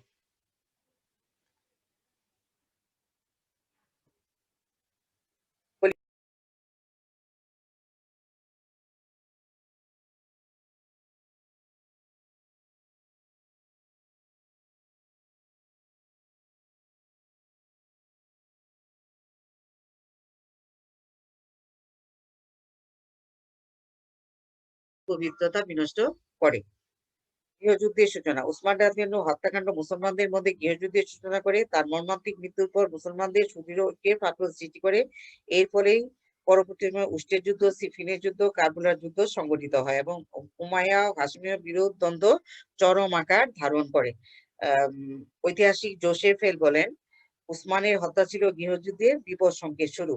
আর ঐতিহাসিক ওয়েলহাউসেন বলেন, এর ফলে গৃহযুদ্ধের ফটক খুলে যায়। এই দুইটা দিয়ে তোমাদের, এই যে ঐতিহাসিক ওয়েলহাউসেন এবং জোসেফেলের উদ্ধৃতি দিয়ে তোমাদের সৃজনশীল প্রশ্ন হয়। এটা খুব গুরুত্বপূর্ণ পয়েন্ট, দাগিয়ে রাখো। বিভিন্ন দল ও সম্প্রদায়ের উদ্ভব। মুসলিম সমাজে সুন্নি, শিয়া, খারিজি প্রভৃতি ধর্মীয় রাজনৈতিক দল ও সম্প্রদায়ে বিভক্ত হয়ে পরে হত্যাকাণ্ডে পড়ে। গণতন্ত্রের সমাধি রচনা। হযরত আবু বকর রাদিয়াল্লাহু আনহুর সময় থেকে খিলাফতে গণতান্ত্রিক বৈশিষ্ট্য বিদ্যমান ছিল। হযরত উসমানের হত্যাকাণ্ডের ফলে গণতান্ত্রিক ব্যবস্থার ইতি বা সমাধি রচনা হয়।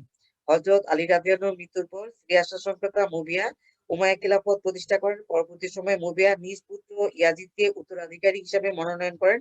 ফলে খিলাফতে গণতান্ত্রিক পদ্ধতির পরিবর্তে বংশানুক্রমে রাজতন্ত্রের সূচনা হয় এবং গণতন্ত্রের পরিবর্তে কি আসে? রাজতন্ত্র প্রতিষ্ঠিত হয়, গণতন্ত্রের পরিসমাপ্তি